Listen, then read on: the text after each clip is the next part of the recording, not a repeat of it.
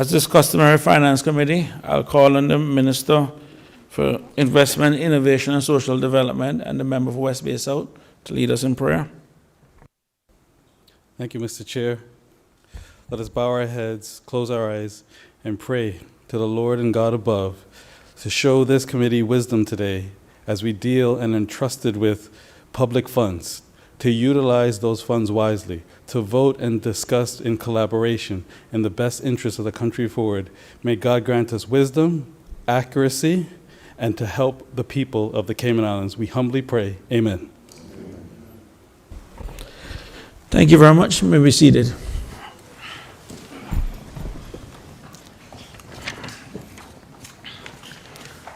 Good morning, honorable members of the committee.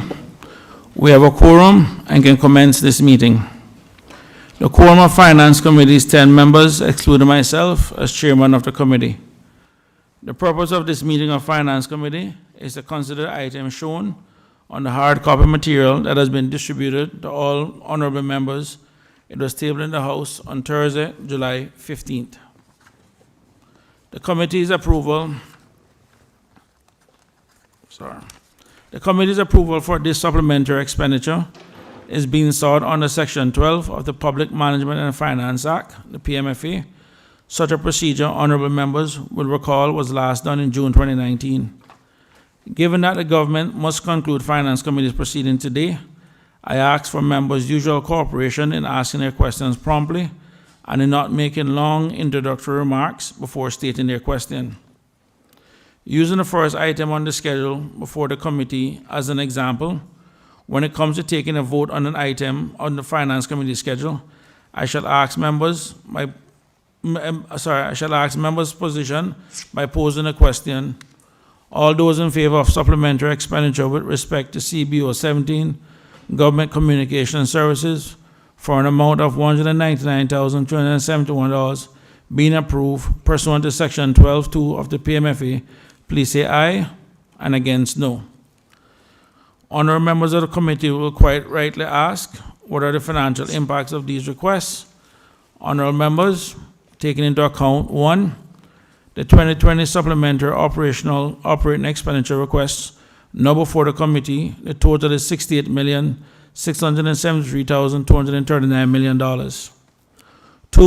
the 2021 supplementary capital investment and capital expenditure requests now before the committee that total $27,470,128. 3, other 2021 operating supplementary expenditures for the 2021 financial year that have been approved by the current and previous cabinet using the procedure allowed by Section 11.5 of the PMFA, that total of $37,985,619, and other 2021 supplementary capital investment and capital expenditure for the 2021 financial year that have been approved by the current and previous cabinet under Section 11.5 of the PMFA, that were a net reduction / negative of $5,153,327 million. Then we can expect that 1, there will be a small operating deficit of approximately $60 million for central government for the current 2021 financial year that will end on the 31st of December 2021. 2, a debt service ratio of 6.5% for 2021 financial year, which is well below the 10% maximum limit. 3, cash balances of approximately $479 million are expected, and as such level of cash balance will provide 179 days of expenditure coverage, which would be robustly in excess of the Framework for Fiscal Responsibility FFR required minimum of 90 days. And 4, a net debt ratio that is anticipated to be substantially under the ceiling of 80%. Honorable members, I can say that none of the FFR ratios, that is the debt service ratio, the net debt ratio, and the cash reserve ratio that government must satisfy, none of these are in danger of being non-compliant because of an approval of the supplementary expenditure request now before this committee. I know this is the first Finance Committee of this new government, and as such, I will invite the Honorable Premier if there are any remarks he would like to make, or any before we take any questions from members. Premier. Thank you very much, Mr. Chair. Just to obviously recognize that this government understands the significance of Finance Committee and the role that we all play in ensuring that the people's money is being appropriately spent and being allocated to serve the best interests of the people, the best interests of the country. And I'd ask all members to bear that in mind and that we react accordingly and making our decisions and considering our positions and perspectives. Thank you very much. Thank you, Mr. Premier. Honorable members, we're starting on page 3 of the appropriation schedule. That was this. Sorry. Good morning, Mr. Chairman. Just one quick question before we get into it, just for clarity's sake. This supplementary budget, do I understand from you, sir, that the figures are included in the forecasts that are in this statement, this SBS? Perfect. Yes, Mr. Leader, those figures are included in the forecast. Okay. Cool. Thank you. We're starting on page 3, honorable members of the appropriation schedule. CBO 17, Government Communication Services, and the Section 12 request is $199,371. Are there any questions?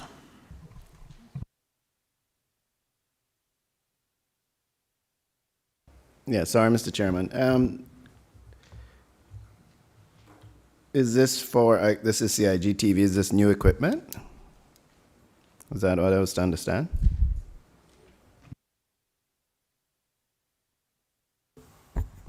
Mr. Chair, give me a second just to confer.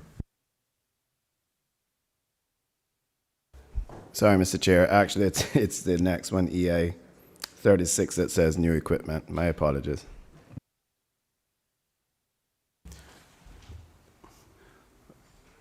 Okay, so that's fine. We see that question. Any other questions regard to CBO 17, Government Communication Services? Okay, with no other question, I'll ask those all in favor of an additional $199,371 of expenditure being incurred in the 2021 financial year with respect to CBO 17, Government Communication Services, being approved. All those in favor say aye. Aye. Against? The ayes have it. Moving on to the next one on page 3, EI 36, Cabinet Office, a $400,000 Section 12 request. Are there any questions? Yes, Mr. Chairman. Just to clarify, is this, it says new equipment, is this equipment for CIGTV or equipment in the Cabinet Office, or could the member offer some explanation, please? Honorable Premier. Thank you, Mr. Chairman. Could I ask just the member to restate his question? Yes, certainly. Can the member please clarify whether this, it says new equipment, is this new equipment for CIGTV or new equipment within the Cabinet Office, or could they clarify what the spending is for?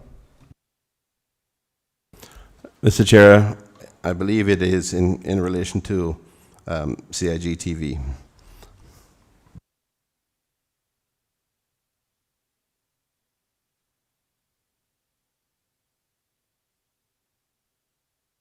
Mr. Chair, just to add to that, this is specifically in relation to adding a server and redoing the media room for CIGTV.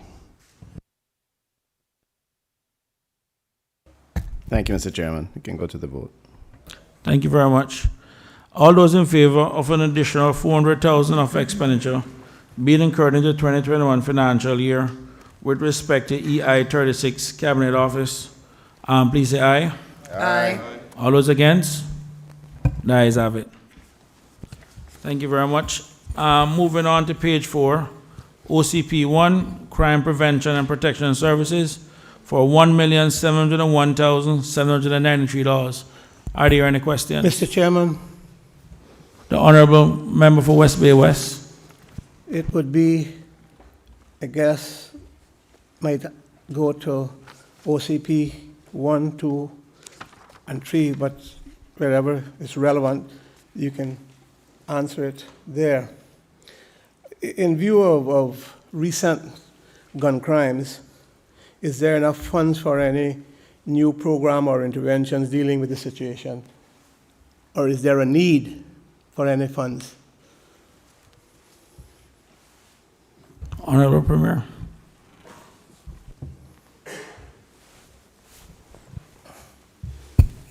Mr. Chair, let me confer with my colleagues for a second.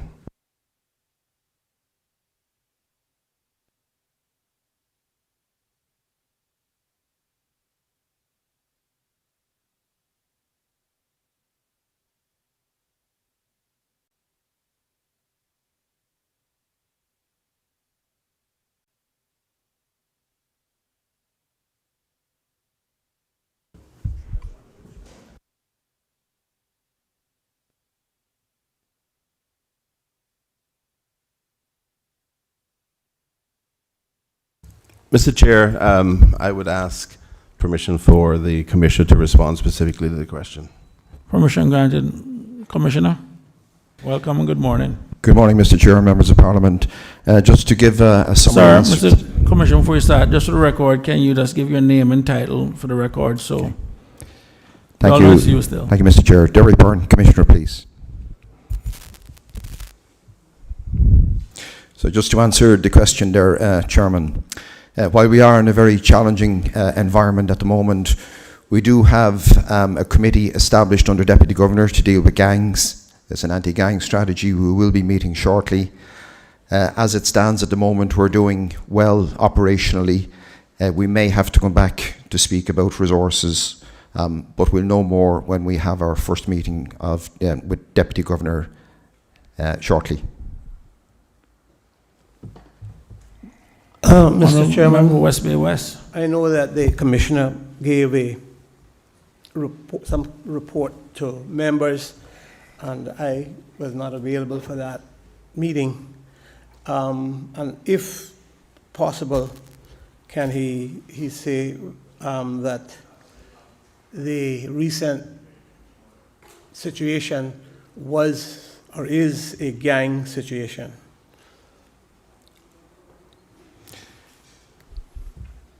Honorable Commissioner. Thank you, Mr. Chairman. So we are dealing, I have given a report to National Security Council and indeed to members of Parliament. We're dealing with, we would say globally, 3 disparate groups in Georgetown Central, West Bay, and a younger group then, next generation persons involved in criminality. So there is a gang element to it, more disorganized groups, loosely associated, young persons, predominantly male, with an intersperse of some young females involved, supporting them in terms of logistics. We are making good progress. We do have some challenges in terms of getting information from the community, but generally we're doing quite well in terms of our investigations, and we have to monitor the situation going forward.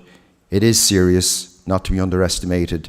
It will require a lot of resilience and a constant focus going forward. Mr. Chairman, can the Commissioner say whether if this is not a group, particular group, whether they are getting sufficient information to know why or how? We know how, we see the shootings, but is it drugs? Is it some other crime element why this is happening? Commissioner.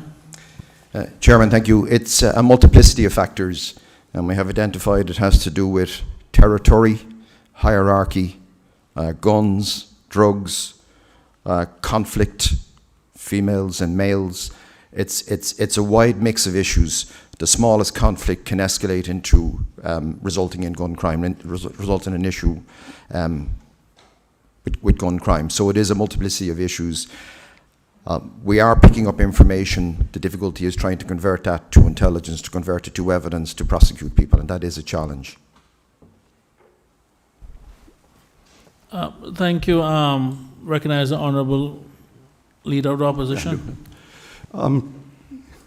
Through you, Mr. Speaker, to the member, we're looking here for 1.7 million in OCP1. The description is COVID-19 expenditure. I suspect the majority of this will be for overtime payments, but can we get some further clarity on any other matters that might be included in this number? Commissioner? Yes, thank you, Chairman.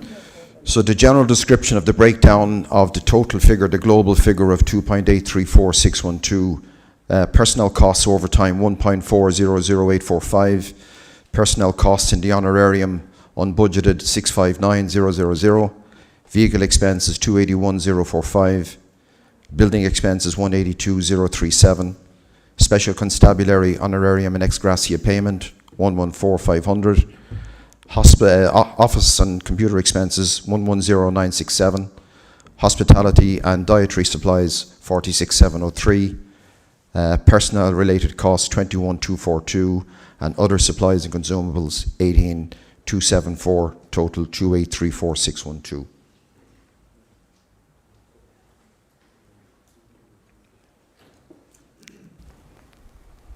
Thank you. Honorable Member for Cayman Brac West and Little Cayman. Thank you, Mr. Chairman. Mr. Chairman, to the Commissioner, and I'll encompass a couple of these to save some time because they relate to police votes and crime.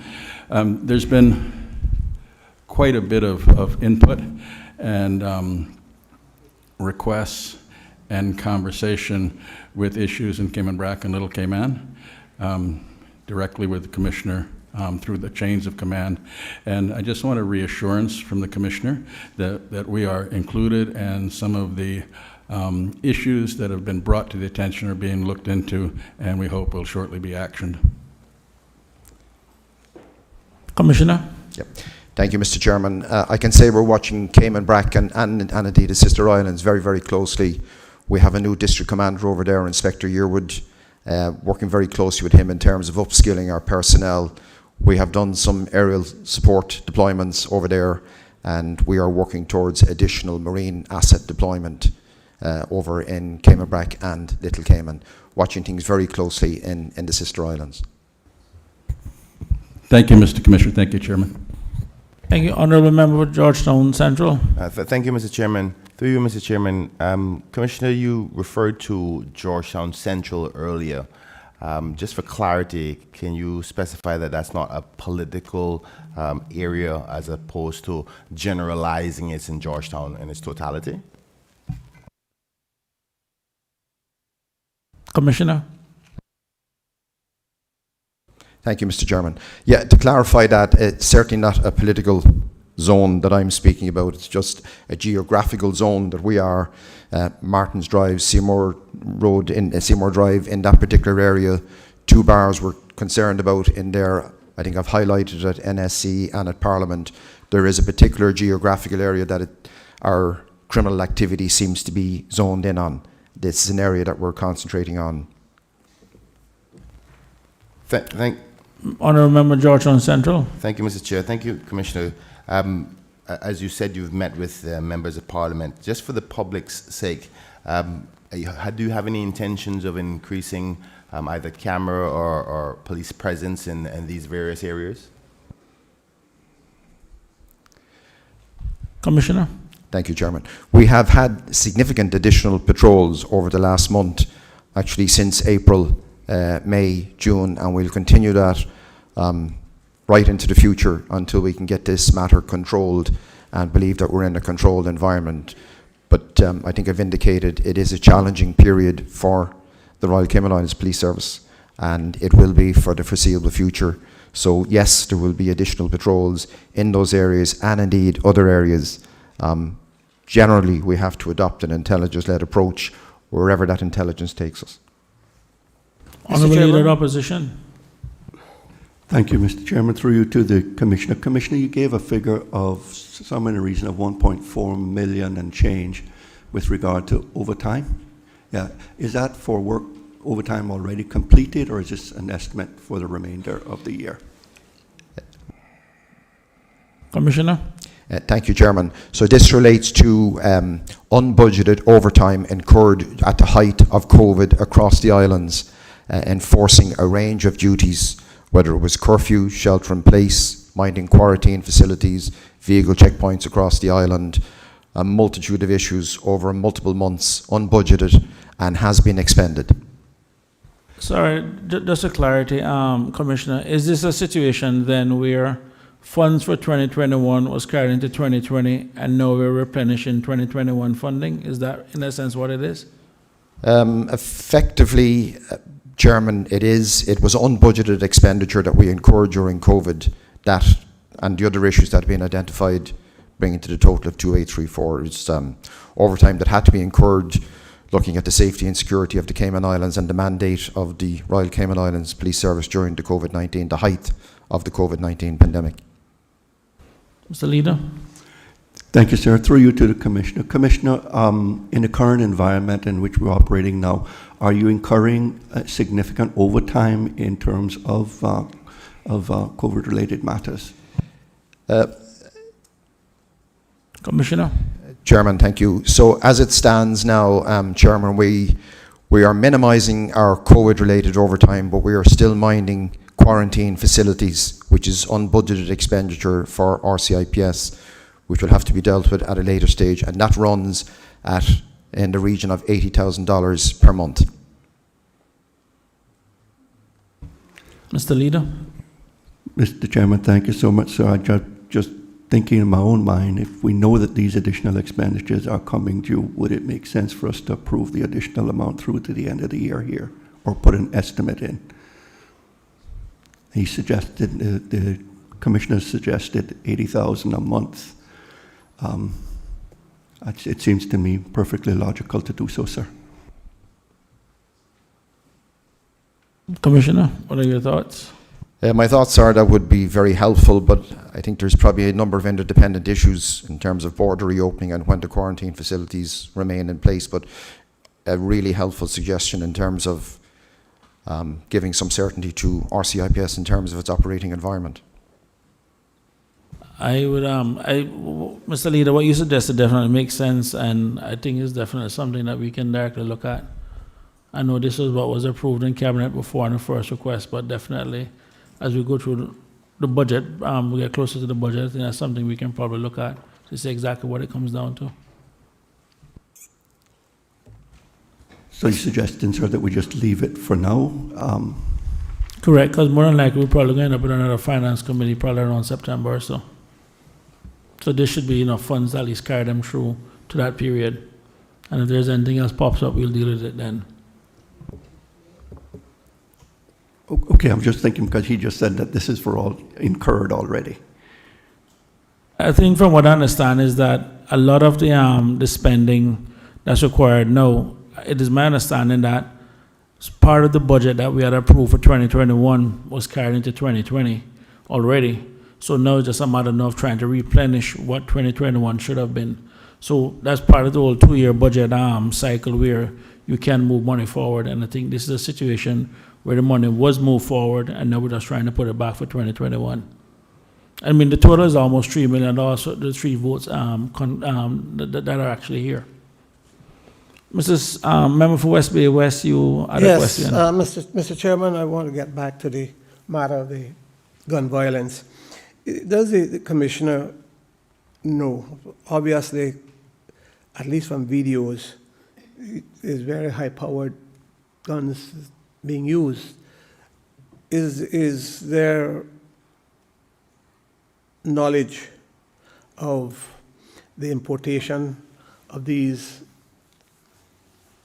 guns that we haven't heard about before nor seen in action before, at least not from the public standpoint? Is the service aware of the importation points? Commissioner? Thank you, Mr. Chairman. Yes, we have some information in terms of the routes, the travel routes coming in through domestic appliances and furniture through import, and we're working with the director of CBC and his team there to deal with this. We have information that a number of firearms are on island for a number of years. The exact number we don't know, but in the recent incidents since January of this year, we have 9 different firearms used in various commissions of crime. We know that 2 of those are high-powered weapons, and the rest are the handgun 9mm .40 type weapons. Member for West Bay West. Obviously, Mr. Chairman, that these matters are being dealt with in Security Council. Commissioner? Yes, Chairman, I can say for certain they're being dealt with at the National Security Council. Thank you. Other questions for the Commissioner on OCP 1?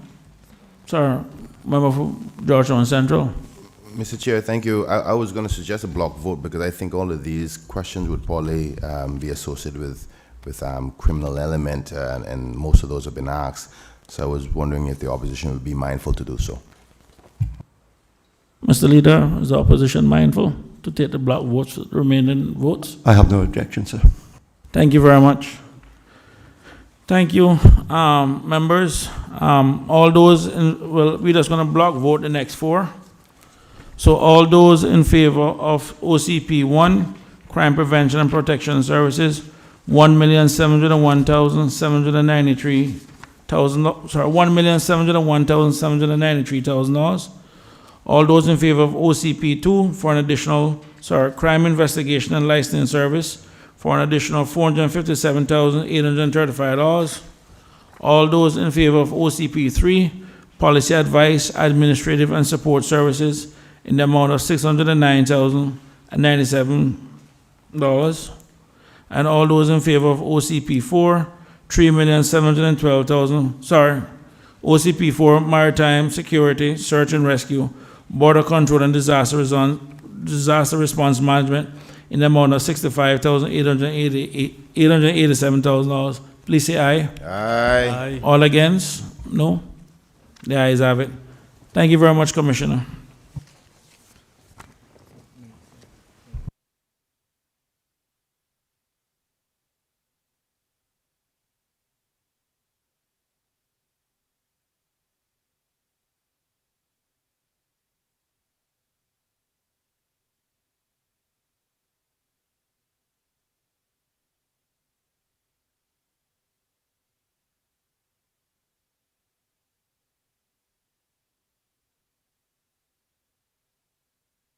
Members, I've just been made to understand that there are some items for the Parliament that requires funding. So while we're still under the Office of the Premier, we just ask for those items to be dealt with. And I'll ask the clerk at this point to pass around the schedule, and it has been signed.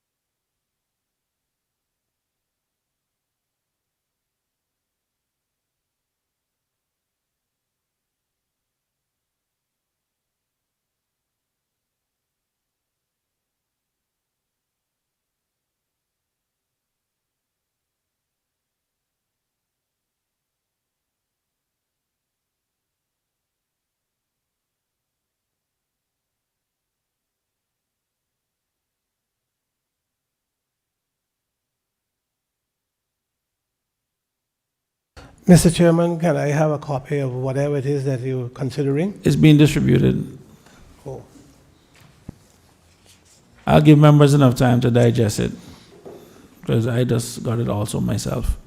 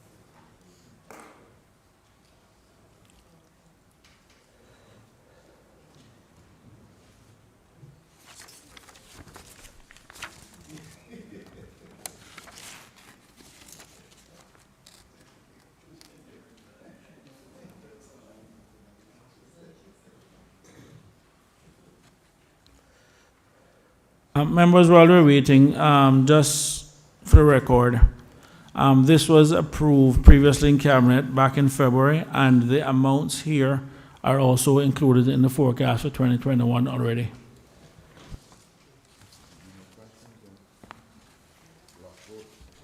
Mr. Chairman,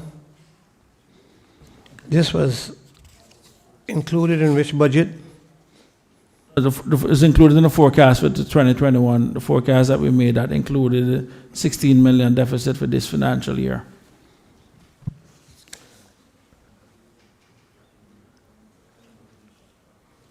When you say included, Mr. Chairman? Oh, well, we're about to get started on that one, Mr. Speaker. Just hold on. We soon get started.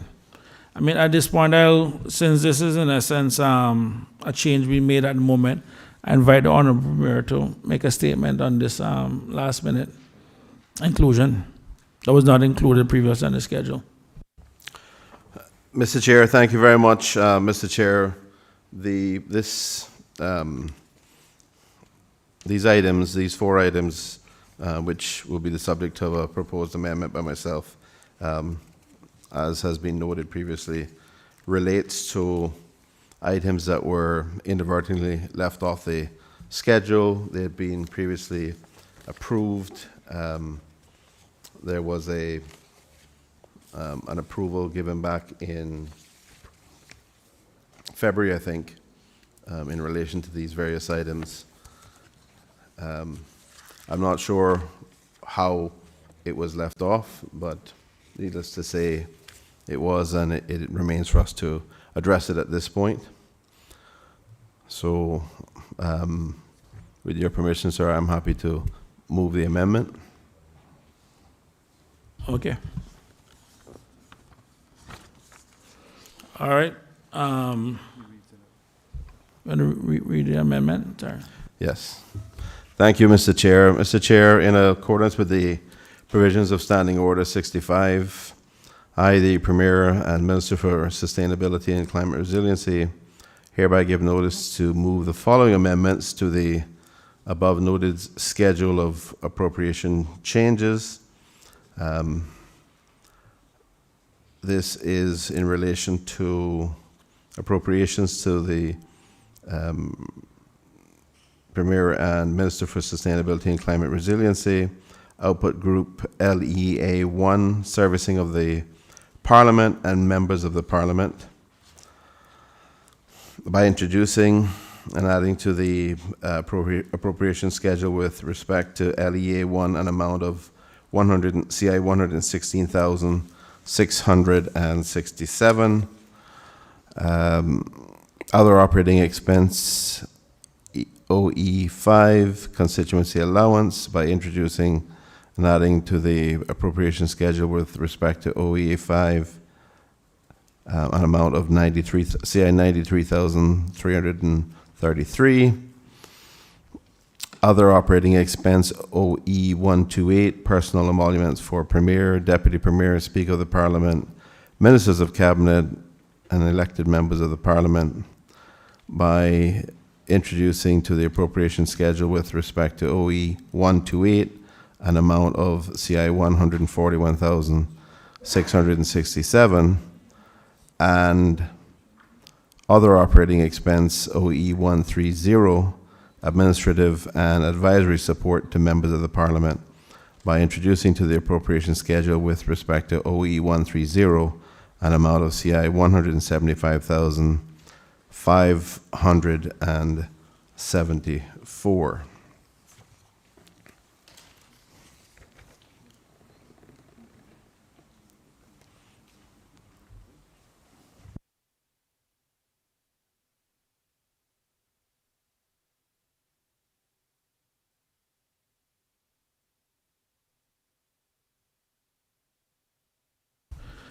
Thank you very much, Mr. Premier, and for members and for the listening public.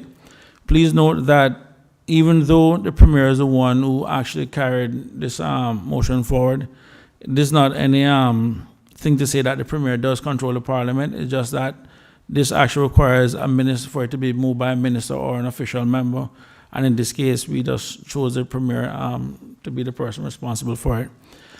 With that said, I would like to open the floor for LEA1, Servicing of the Parliament and Members of the Parliament, an additional $116,667. Are there any questions? Member for West Bay. Sorry. Member for Georgetown Central. Thank you, Mr. Chair. Just for a matter of clarity, all of these appropriations were done before this administration was put into power, correct? For the we accept responsibility, yes, that is correct. Thank you, Mr. Chair. Mr. Chairman, Sorry, Mr. Speaker, I think the Honorable Leader of the Opposition had a question just ahead of you. Oh, sorry. Member for West Bay North, sorry. Georgetown. Georgetown North, Yeah. apologies. Just on the question from the member from Georgetown Central, Mr. Chair, does this include the changes that we made on the constituency allowances in the last meeting of, or in the first meeting of the parliamentary committee?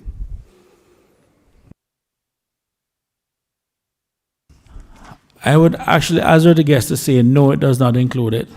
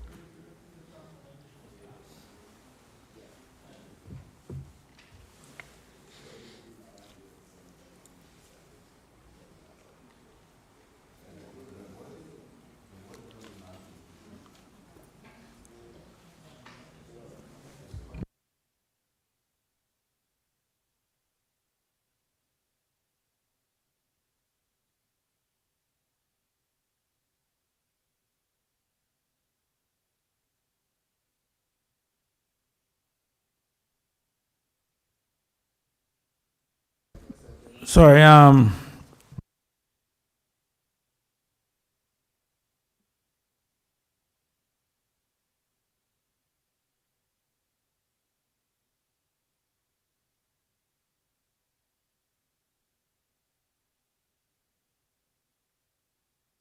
any questions with regard to LEA 1, $116,667? Mr. Chairman, Member for West Bay West. I shouldn't be having to ask this question, but I will. When Ask it then. When you saying here that the funds are for the modifications to the Parliament staff complement, what are the positions that these modifications will take place on or introduce?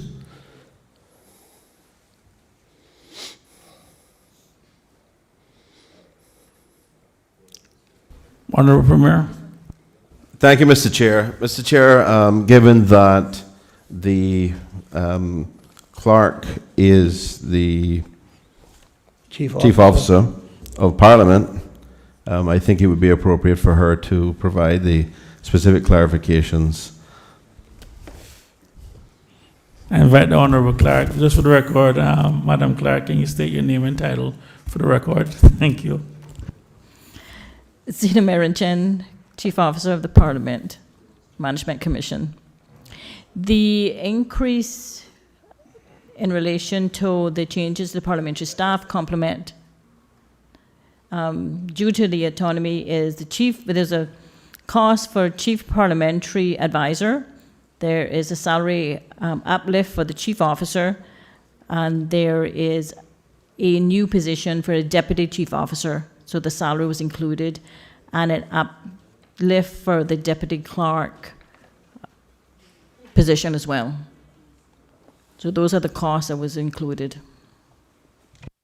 And Member for West Bay West. again, for the record, Mr. Chairman, I shouldn't have to be asking this, but I will. These deputy positions, Mr. Chairman, I'm going to forego these because there will be a management council meeting, and I'm not going to vote and have any grievance with the positions, but I have a grievance with the way it's being done. The law states that the presiding officer is the manager of this parliament. Now, we have a new situation, and I give way for all of that, but these discussions have been going on, and grievances have been laid about these positions. If the positions are in place, that is, I don't know. I'll leave it there, Mr. Chairman, because we will certainly need the funds. It's how we're getting there. Because there have been advertisements for these positions. There have been over 30 applications for these positions. I haven't seen any. I don't know nothing about it. All I'm hearing is that it has happened. I haven't seen any. And perhaps if we are going to operate like a civil service, then the minister don't see these things. It goes to the chief officer. But it's not quite the same as the operations of the civil service. While there is, and we will remember that we've had these discussions when the law was passed, that there is a play where the clerk, who is the chief officer, will be acting as such as a chief officer in employment practices, all because we said, let us crawl before we walk. So we're not going to say who's being hired or who's not, but we have to take note of certain situations. And certain situations is, from my position, is when we're hiring senior staff as deputy positions, deputy clerks that is, then the presiding officer in the civil service case, the minister, should know something about who is going to be where. And I've been notified. I've disagreed because the fact is that there are numerous applications, and we don't want to find ourselves before the courts because we have not given anybody an opportunity while they have applied. So bear all those things in mind. We are due to have a council meeting soon, and so those things will be hopefully unraveled and satisfied there. But I want to put it on record. Thank you very much, Honourable Member for West Bay West. But I think for the record, I think the spirit of the law was intended that the chief officer, similar to the other chief officers, would pretty much have the day-to-day operational management of the Parliament as directed by the Parliamentary Management Commission. So I think the day-to-day, but again, this is something that can be dealt with at the Parliamentary Management Commission. Day-to-day, Mr. Chairman, but understand what the law says about the manager. If there is day-to-day, then the manager has some oversight. And if the manager is the supervising person for the chief officer, and he's the person that has to, at the end of the day, write a report, her report, then that person, it didn't go in the discussion that person is not going to have some oversight of what happens in the Parliament, because that's not correct. If anybody is under that belief, they better check the law and check the discussions and check the feelings that happened when we passed the law. I think in the same spirit of the PAL and everything else, I think that is the executive authority is invested in the chief officer. But again, we will take that up at the Parliamentary Management Commission meeting. But no, this isn't the forum for that. No, Mr. Chairman, when we pass money, it's quite the forum, and especially when the law says who is the manager. There has to be some knowledge of what is coming here. I don't know what was coming here today at all, since I got to say it. So let's make it, put our cards on the table. I don't want to be held responsible at the end of the day and come cuss McKeever over him. That no good. McKeever done that. Oh yeah? No. Well, the PMC will be held responsible, Mr. Speaker. That's right. Any other questions with regards to LEA 1? Mr. In the Chair. Just to ask, do we know a confirmed date for the next council meeting? For the first one, actually. Joe. Second? Yeah. Apologize. Second one. No, I don't know. Good, thanks. All Mr. all Chairman, those, I suggest we do a block vote on this as well, as I don't think there's going to be any other questions in respect to all the other output numbers. thank you very much. Member from West Bay, sorry, Georgetown Central, and thank the honorable leader of opposition for agreeing to the block vote. We take the next few items in block vote regards to the parliament. LEA 1, servicing of the parliament and members of the parliament for an increase of $116,667. OE 5, constituency allowance, increase by $93,333. OE 128, in the personal emoluments for Premier, Deputy Premier, Speaker of the Parliament, Ministers of Cabinet, elected members of the Parliament, $141,667. And OE 130, administrative and advisory support to members of the Parliament, $175,574. All those in favor, please say aye. Aye. Those against, no? The ayes have it. Thank you very much, Mr. Premier.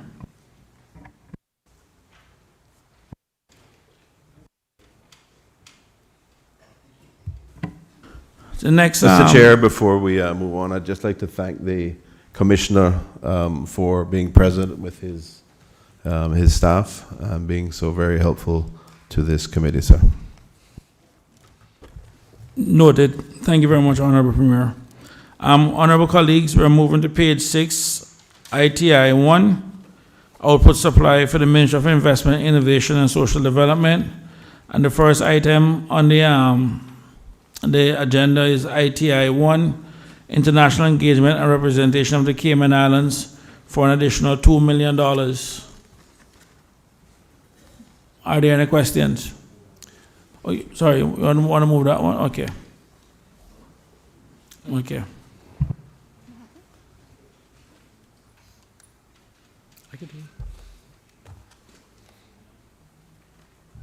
Okay, apologies. I understand there will be some changes to the schedule, so we'll just allow those to be circulated first before we go on to that ministry. There's been some changes.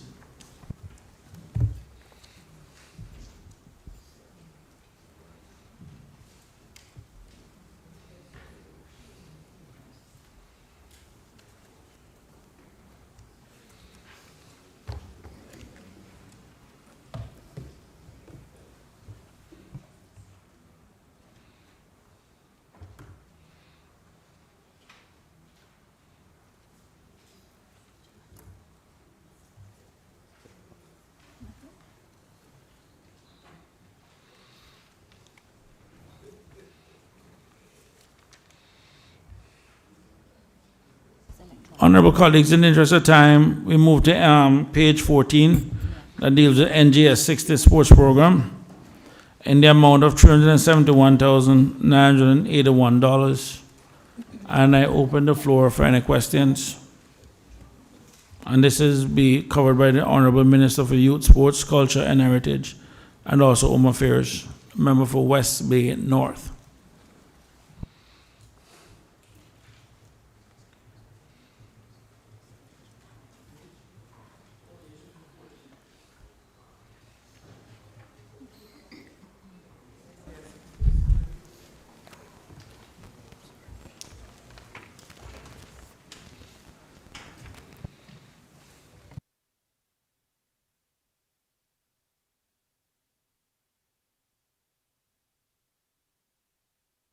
Mr. Chair, I don't have a question, but more so to thank the minister for the pins that were given out in respect to support for our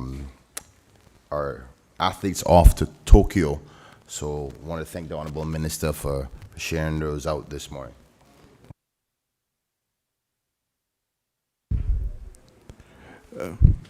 Mr. Chairman, the pins have just arrived with my staff, and the opposition are being handed theirs as well. The pins One of the reasons why we're wearing our pink ties today is to send out our best wishes and good luck to the team that's in Tokyo. It's under a trying situation, but we do know that the whole country wishes them well, and we do pray that they will have a safe trip and games they will see them do their best times and distances. So I'd like to ask the country to pray for our athletes while they're over there in Japan. Thank you very much. Thank you, Honorable Minister. We'll start with NGS 60 sports program in the amount of $371,981. Are there any questions? Honorable Member for Georgetown North. Thank you, Mr. Chairman. Mr. Chairman, could the member indicate what focus sports were added and or what increases were added to the focus sports to make up the amounts? Okay, Mr. Speaker. Honorable Minister. Thank you, Mr. Chairman, through you. In October of 2020, the previous government approved that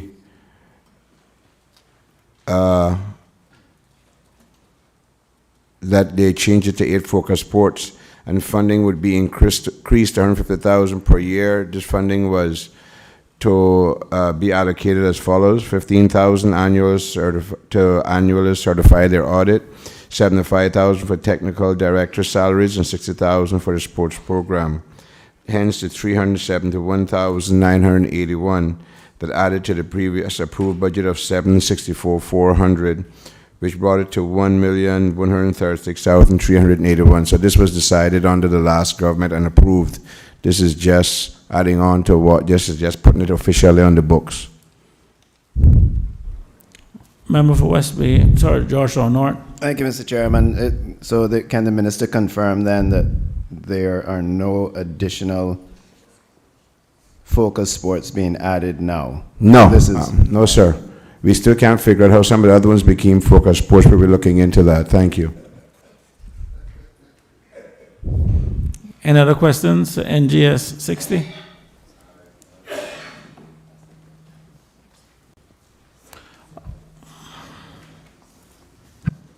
All those in favor of an additional $371,981 for expenditure being incurred in the 2021 financial year with respect to NGS 60 sports programs, please say aye. Aye. Those against, no? Ayes have it.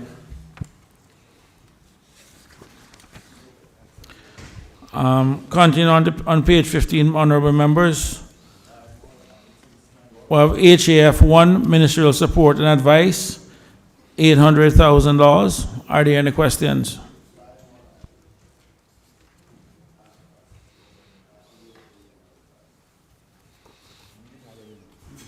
Mr. Chairman, we're still dealing with the Minister of Sports. Member for West Bay. West. Is this the Minister of Sports or Home Affairs? No, this is Minister of Home Affairs. Okay. Honorable Leader of the Opposition. Yes, sir, just trying to understand projected expenditure for new Ministry of Home Affairs. I'm playing on semantics here, but is this really a new ministry and why the additional $800,000 at this time? Honorable Minister. Through you, Mr. Chair. The establishment of the Ministry of Home Affairs as an individual ministry was a strategic decision of the government. The decision reflects the significance of the subject matter under the ministry, which spans security, public safety, offender management and rehabilitation, and victim services. There are over 430 full-time employees across the various departments, which include prison, fire, Department of Community Rehabilitation, Department of Public Safety Communications, or 911 as some people know it, the regiment, and the Cadet Corps. Within those subject areas, there are 24/7 public services related security and emergency operations, as well as multi-agency operational partnerships and evolving policies to manage various risks. Continuing to enhance those public services requires a dynamic ministry that can engage, collaborate, and build strategic relationships at the local, regional, and international levels.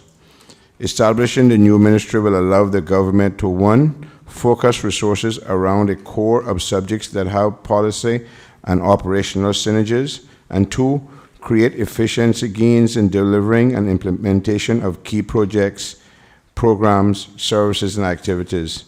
The supplementary funding will be utilized primarily to, one, recruit key staff to support finance, human resources, policy, and program management, and two, equip personnel with computer and communications equipment to perform effectively and efficiency.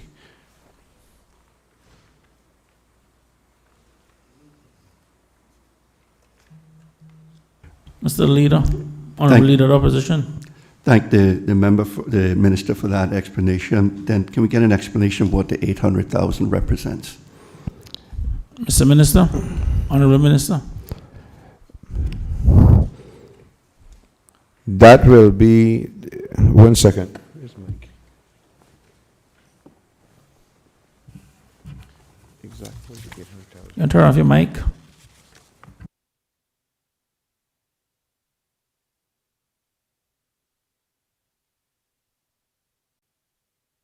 Yes, did that, yeah. There's operational expenses. Mr. Leader, Honorable Leader of the Opposition. Okay, sir, thank you. No, I'm good. Any other questions for HAF1? Okay, being no other question, all those in favor of an additional 800,000 of expenditure being incurred in the 2021 financial year with respect to HAF1 ministerial support and advice 800,000, please say aye. Aye. All those against say no. Ayes have it. Thank you, colleagues. We move on to HAF6, Cayman Islands Regiment, in the amount of $1 million. Are there any questions? Okay, seeing no other questions, all those in favor? Sorry, sir. Honorable Leader of the Opposition. Good. Through you to the, thank you, sir. Through you to the member in terms of a breakdown of what this would comprise, because I'm aware that we did quite a bit of some funding for them before we demitted office. Honorable Minister.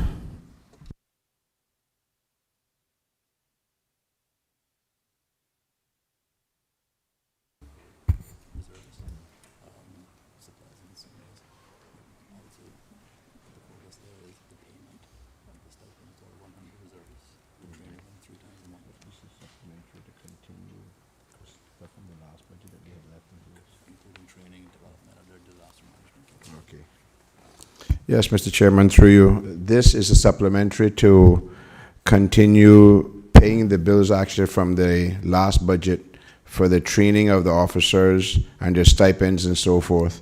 This is a policy that we came and found in place, and we just continue to pay the bills for that. Any other questions? Okay, being no other questions, all those in favor of an additional $1 million of expenditure being incurred in the 2021 financial year with respect to HAF6, Cayman Islands Government Regiment, please say aye. Aye. All those against, no. Ayes have it.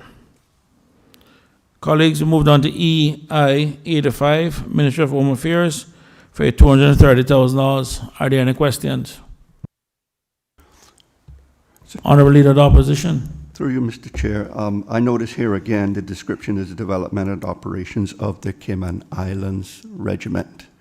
And I'm just curious to know whether, I mean, and this is really an equity injection, what would appear to me to be to pay operational expenditures. Can we, is my understanding correct? And I guess why does it come in here again? Honorable Minister. Once again, this is capital to continue to buy equipment For example, if we have to support fire service, we have to buy certain things to be able to assist them. If we have to assist the police, as you know, the regiment, as you all put it here, was a multi-task to help in emergencies and so forth, all of the various front lines. So this is equipment that makes us work hand in hand with these various entities that we have to work with and assist in case of emergencies. Honorable Leader of the Opposition. Thank you, Mr. Chairman. And through you to the Minister, I guess the next question is, what kind of equipment are we looking at for $230,000? Honorable Minister.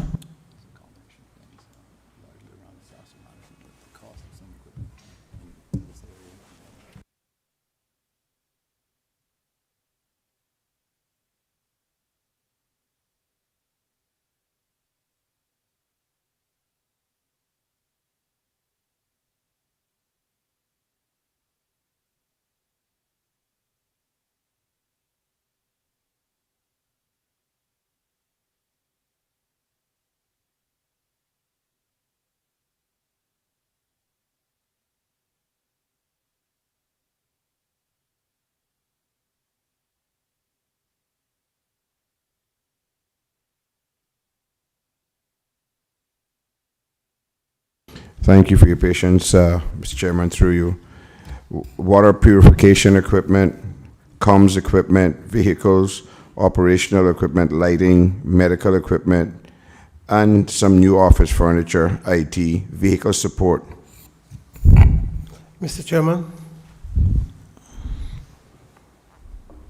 Member for West Bay West. Mr. Chairman, under the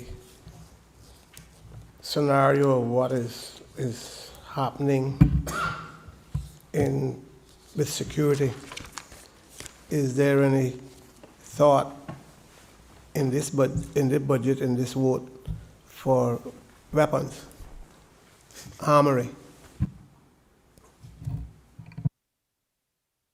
Honorable Minister. No.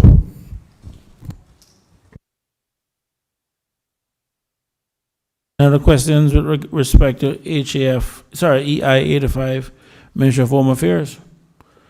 If not, I'll take the vote. All those in favor of an additional $230,000 of expenditure being incurred in the 2021 financial year with respect to EI 85, Ministry of Home Affairs, being approved pursuant to Section 12 of the Public Management Finance Act, please say aye. Aye. All those against, no. The ayes have it. Thank you very much. That concludes our appropriation request for the Ministry of Home Affairs. We will now move to the Ministry of, on page 16, the Ministry of Planning, Agriculture, Housing and Infrastructure.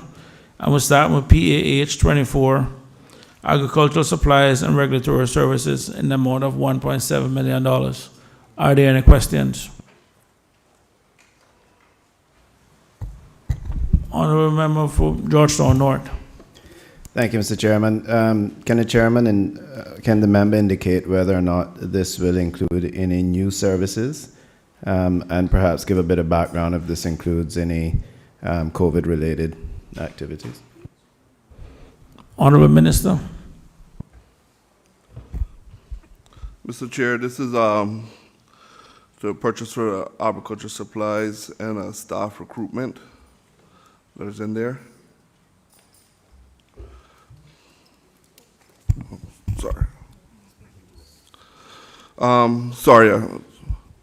Mr. Chair, this is for to purchase for agriculture supplies for the allocation of affected or reduced because of over expenditures have been driven the department's need to respond to increase the demands in agriculture supplies.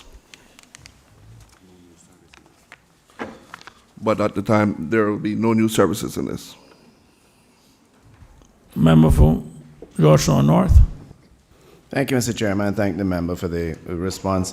Just the last question here. Can the member or his team provide us on an update on the animal welfare law that we've all been waiting for? And just to give some background, My constituency in particular are plagued with feral stray dogs attacking persons and other animals, etc. And we've all been eagerly awaiting an updated law dealing with things such as mandatory spay and neutering, tougher licensing requirements for breeders, and giving the enforcement officers some teeth to deal with these incidents.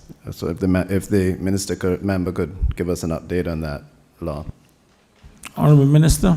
Through you, Mr. Chair, I can say to the member from Georgetown North that is actually being worked on right now, and it will be actually coming to the House early in the year here.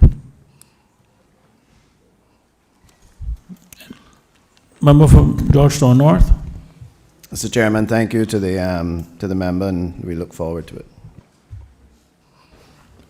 Honorable Leader of the Opposition. Just some further clarity on the 1.7 million through you, Mr. Chairman, to the Minister. Mentioned that this is really for agriculture supplies. Curious to know if these are for supplies to be consumed by the Department of Agriculture. I do know that they do provide, feed and supplies as well to the farmers themselves. So it'd be interesting to know, to what this relates to. Honorable Minister.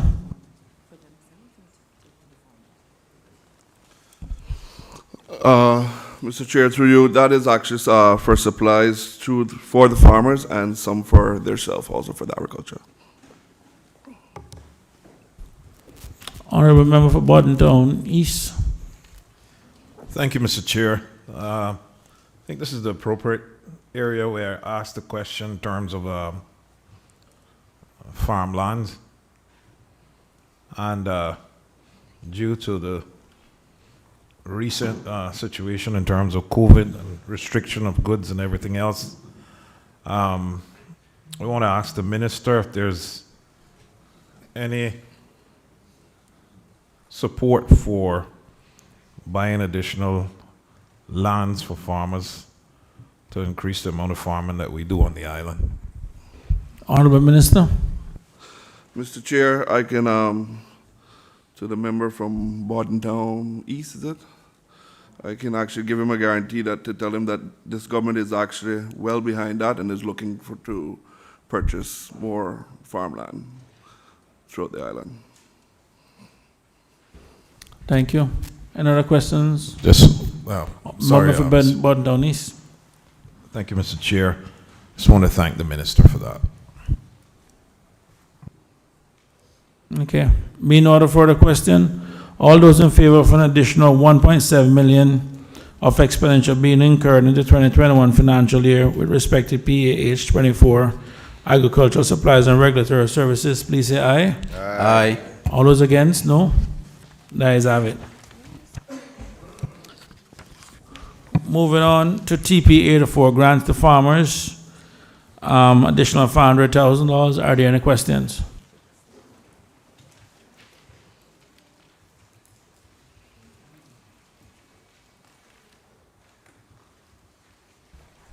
Honorable Leader of the Opposition. Yes, through you, Mr. Chairman. Thank you. Through you to the Minister. Can the Minister tell us, is there a set amount here for each farmer, the numbers of farmers that receive this grant, and how much they will be receiving? Honorable Minister.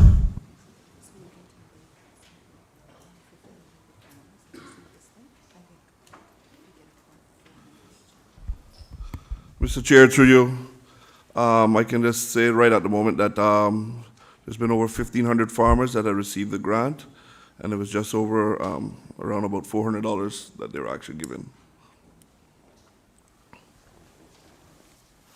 That'll be at each time, sir. Honorable Leader of the Opposition. Yes, sir. So effectively, it seemed to me then to be a one-time grant for 1,500 farmers. Is that correct?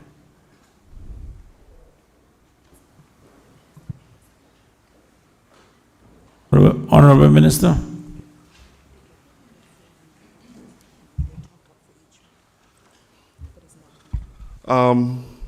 If you don't mind, Mr. Chair, I'll have my Chief Officer explain it a little bit more in details for you all.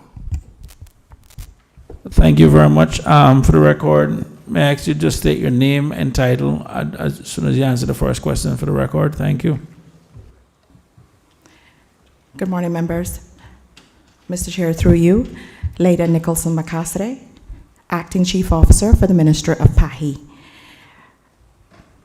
Mr. Chair, through you, the farm grant was initially started back in December. Each person applicant were given a $400 on their card. Subsequent to that, depending on the month that they applied, it got a top up of $400 each month subsequent to that. And as the minister correctly stated, over 1,500 persons have received this grant.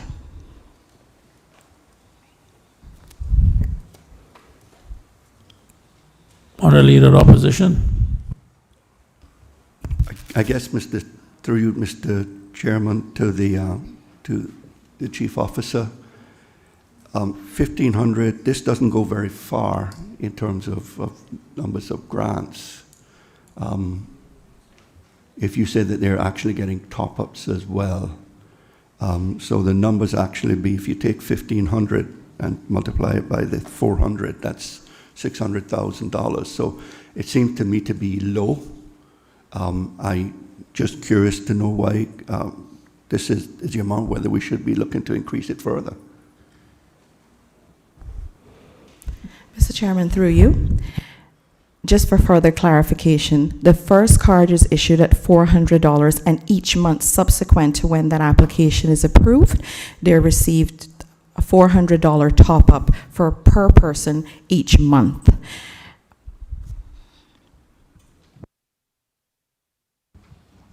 Honourable Leader of the Opposition. I think it bolsters my position even further, sir. If they're getting $400 a month, this does not go very far.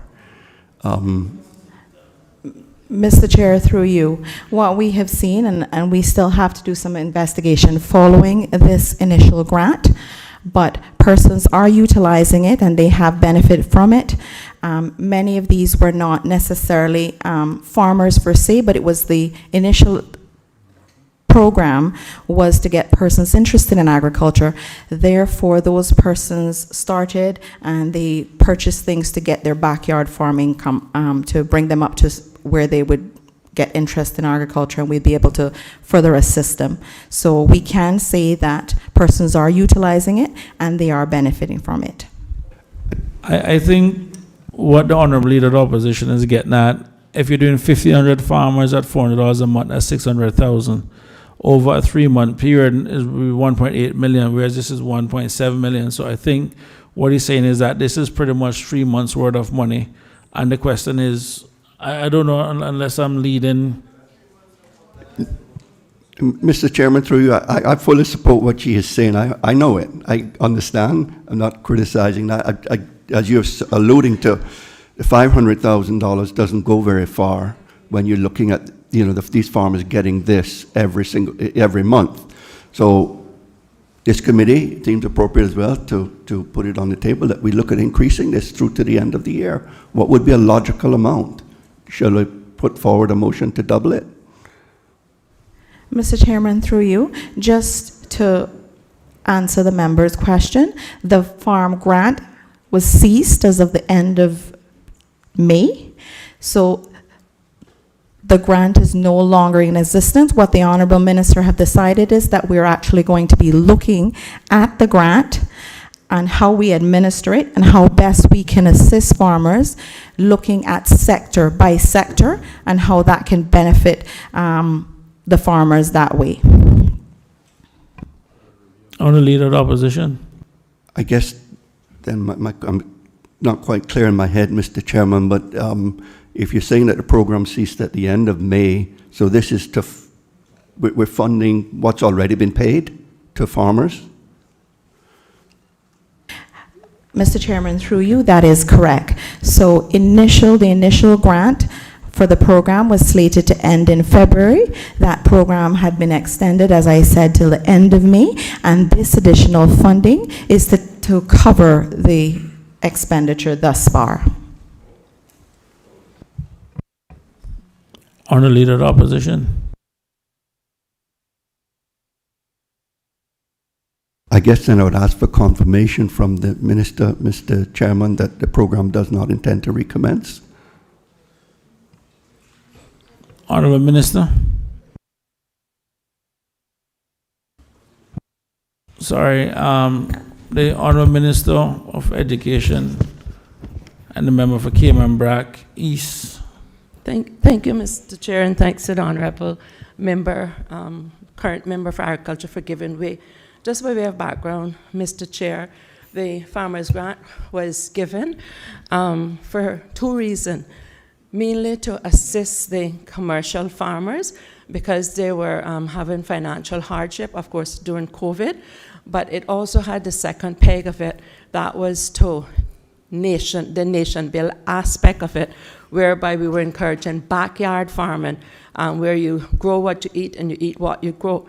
Obviously, a new minister came on. He has to be given an opportunity to assess the program, but it's the intention it's the consensus of the government to look at the program, and certainly the minister has the full support of the Premier and all other members. Once the program is looked at and he's satisfied that there's sufficient funding there to move ahead, and we have the minister can rest assured that there's an undertaking that it will be proper resources. What was also intended to happen, Mr. Chair, was that we had originally got $1 million for the initial program, and it was intended to go back for an additional $1 million to assist mainly the commercial aspect of farming, because we knew that obviously capping it at the 400 would be a level playing field, but to the extent of the requirement that the commercial farmers were having with the drought and the lack of the rainfall, we realized that the commercial farmers would need more than the 400,000.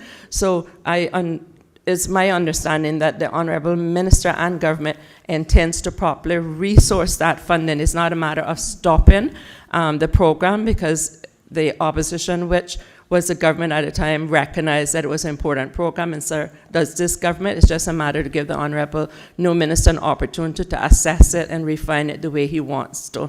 That is my understanding, Mr. Chair. Honourable Member for Red Bay. Good morning, Mr. Chairman, members. Well, Mr. Chairman, if my memory serves me correctly, there was an announcement that the program would cease and farmers would cease receiving any of the amounts granted at the end of May. And I have had a number of farmers who have made representations to me regarding it. So it does appear that the program has ceased. It may be that the minister intends to resume perhaps a modified version of it, but as far as the country is aware, as farmers are aware, the funding has ceased.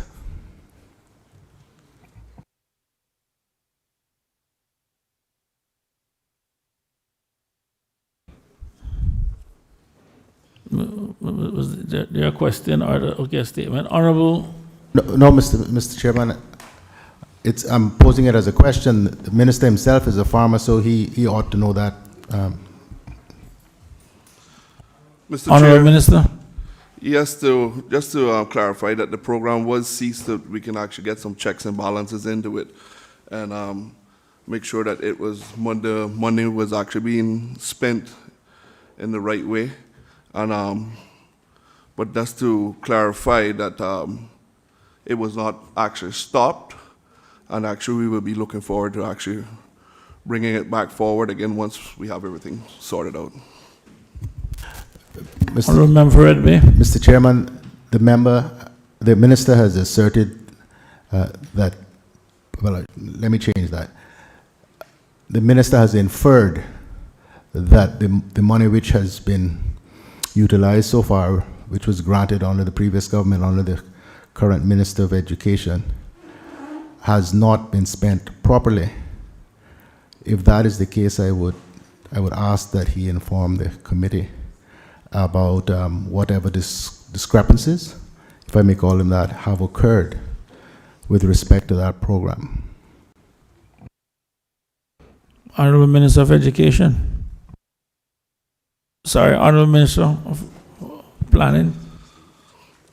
Mr. Chair, all we want to do is just to make sure that the criteria is actually set better going forward, that's all. Mr. Chairman, I'm not sure any of us are the wiser as a result of that response. I would ask, Mr. Chairman, this is an important matter. It is a matter that affects farmers who are generally on the lower end of the income scale in this country, who struggle to keep farms going. Very valuable and important funding has now been ceased. And based on what the minister said, the inference is that somehow the money has been misspent.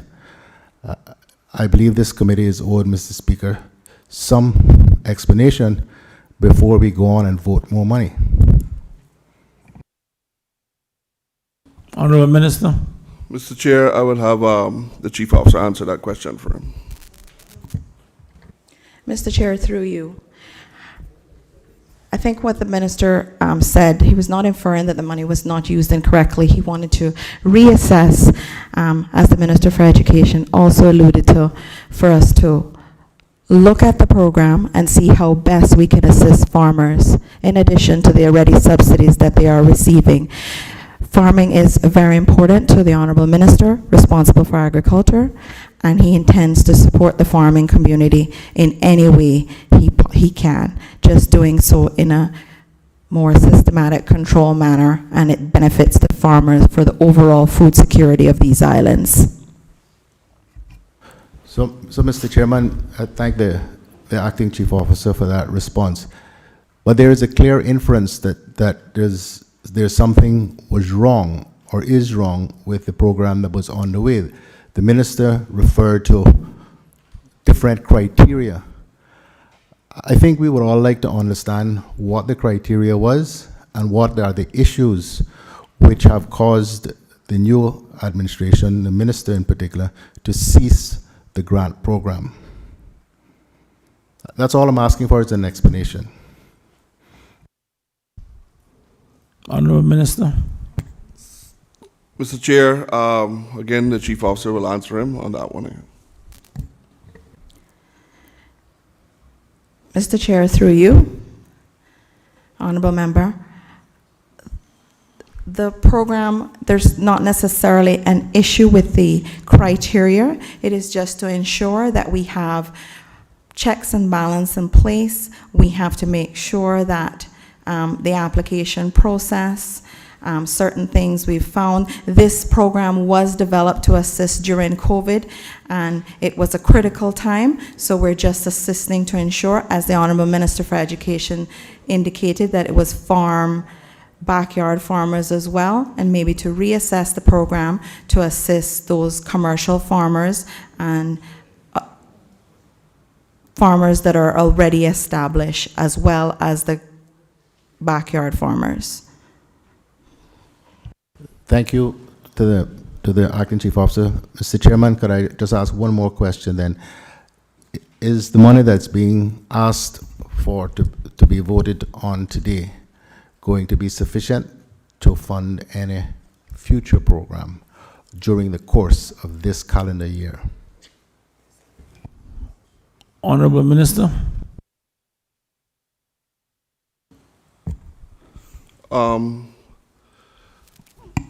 I would, to tell you, Red Bay, Honourable Member for Red Bay, that the money that we actually have here will only be able to carry us to a certain extent, as the member, your leader of opposition, had actually said earlier.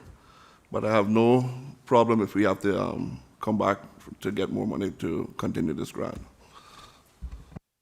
Mr. Chairman, could the minister give an indication as to when the program might be resumed then?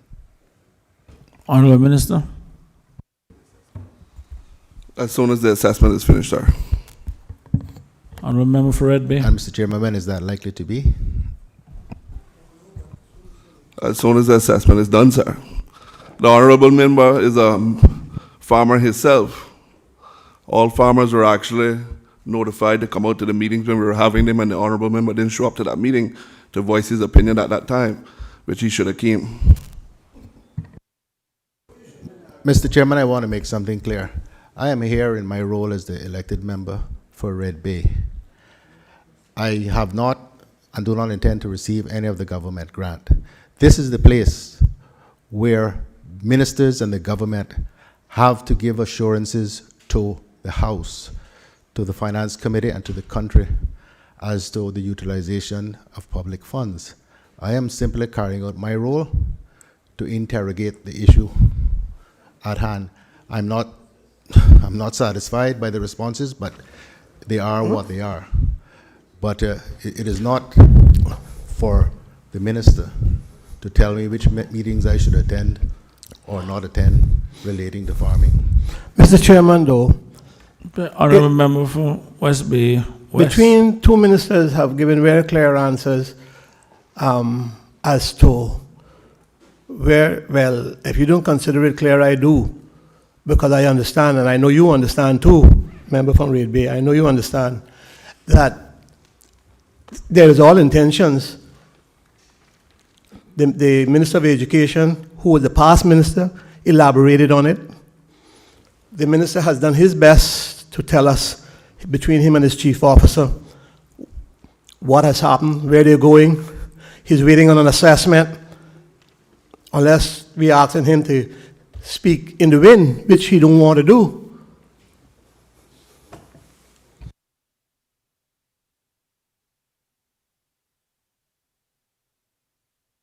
Another question with regard to TP 84. Sorry, honourable member for Cayman Brac, West and Little Cayman. Apologies. Thank you, Mr. Chairman. Mr. Chairman, I would just like to sum it up how I understand it. The money that's being asked for has already been spent. It needs basically a top-up, is what the acting chief officer had explained.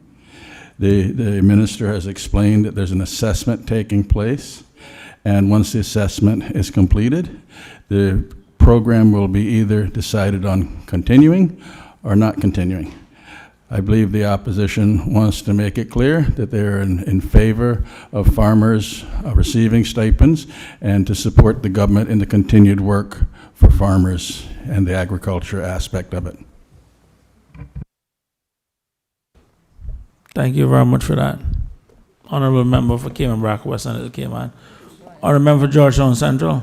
Thank you, Mr. Chair. I'm glad that a member of the opposition has finally gotten it, but to also understand that the funding that was associated with this had to do with COVID-19 related matters. And we have to recognize the circumstances locally has changed since the first time that was granted. And it's fair for the minister to take the opportunity to assess that those who are getting it are those who are genuinely what it's intended for. Because otherwise, after COVID-19 is passed and we successfully open this country, are we suggesting that we're just going to continue the $1,500 in grants until the end of time? The minister has to assess that, and I think it's a fair suggestion that he has made. I don't know why it's becoming more of a problem than it needs to be. Sorry, member for Georgetown Central, is there a question in that statement? No question in the statement, sir. Any other questions with regards to TP 84, grants to farmers? Mr. Chair, I don't have a question, but I have the statement in that once assessment is done, that it's done in consultation with Wilbur, who was the person responsible, and with the department, Mr. Adrian, so that all of the considerations that were taken into consideration can be laid on the table, and this innuendos and implications, these innuendos and unfounded implications can be clarified once and all. Thank you very much, Honourable Minister of Education. All those in favour of an additional $500,000 of expenditure being incurred in the 2021 financial year with respect to TP 84 grants to farmers, please say aye. Aye. All those against, no? Ayes have it. Thank you, honourable colleagues. We move to page 18, E8 36, miscellaneous road service upgrades for an additional $4 million. Are there any questions? Honourable member for Georgetown North. Thank you, Mr. Chairman. Mr. Chairman, if the minister could please give us an indication of where these funds will be spent, and also the NRA generally on the miscellaneous road surfaces move in a rotation through districts. If the minister could update us as to where they are in that rotation. Honorable Minister. Through you, Mr. Chair, I was reliably informed that as the NRA has less than 500,000 remaining, and that's why we're requesting the additional funding. This would actually be done for some district roads. One of them would actually be the Water Key Road leading to Rum Point, which was started under the previous administration, but the funding was not there to complete it. It's also for some roads leading into the eastern island and on the west bay side of the island.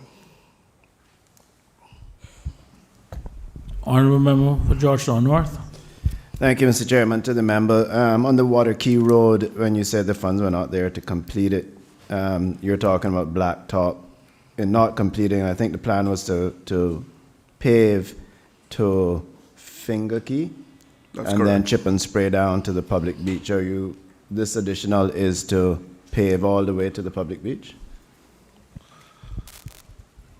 Honorable Minister. Again, sir, I was reliably informed that when I became the Minister for NRA, that money was actually spent otherwhere else. And there was no money to actually complete the paving part of it. And just to say that the chip and spray part of Water Key that he's talking about will not happen under this government. The Water Key Road is just as good as a 7 Mile Beach Road when it comes to tourism for the people on North Side, and I don't think why we should be chip and spraying a road in North Side that brings most of our tourists in that area. Honorable Member for Georgetown North. Thank you, Mr. Chairman. Thank the Minister for the answer. And just to say that I was reliably informed that we had funding to pave to Water Key and then chip and spray the remainder of the way. And for the record, I supported paving the entire way to the public beach, as that is a high traffic area with food delivery and people attending the Kaibo restaurant, etc., as well as a road that's traversed quite frequently by cyclists and pedestrians, and I supported, paving the entire way and providing bike lanes and pedestrian lanes as well. So just to clarify that, I'm happy to hear that they are moving forward with those works. Mr. Chairman. Honorable Member for West Bay West. I'm hearing about the Water Key Road, and from what I observed, that certainly needs to be done. And West Bay Road also, more can be done. But what I want to find out is where the funds are being voted or asked for things like the drain wells and the district roads, because there are some serious conditions in certain areas which has to be addressed. So is there funding for those purposes, knowing that we're now entering rain season, where you got all sorts of flooding issues? Honorable Minister. Mr. Chair, through you, just to clarify that this money does have for drain wells, some shoulder repair, guardrails, and pedestrian crossing in that.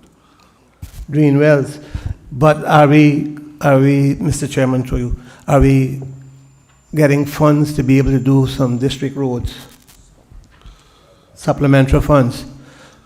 You used it all before election. Mr. Chair, through you, there has been some roads that have been identified by my West Bay colleagues that we have funding in here for. Thank you very much, Mr. Chairman. Thank you, Mr. Chair. Honorable Member for Barton Town East. Thank you, Mr. Chair.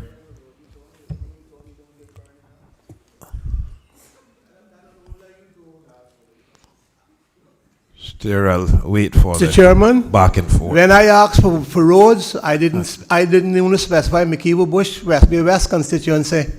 I specified the entire West Bay because that's where I live and belong to.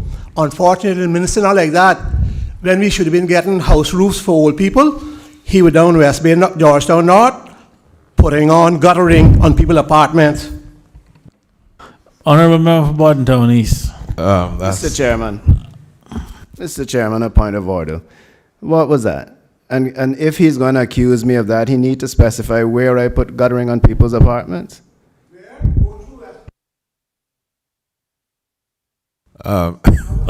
Colleagues, can we limit the back and forth across the chamber, please? And we'll just stick to the issue at hand. Right now, we're on EA 36, miscellaneous road service upgrades, and the Honourable Member for Borden Town East had a question for the Honourable Minister. Thank you, Mr. Chair. Mr. Chair, my question to the Minister is one about NRA and Water Authority. Have they sorted the necessary laws in terms of road works and tearing up of roads and returning it to its current form? How they found it, Mr. Chair? Through you, the Belford community waited so long, and in 2010 we got the funds to actually upgrade the road. 10 years later, we got funding again to actually pave the road, only to have it dug up again and not return to its current state.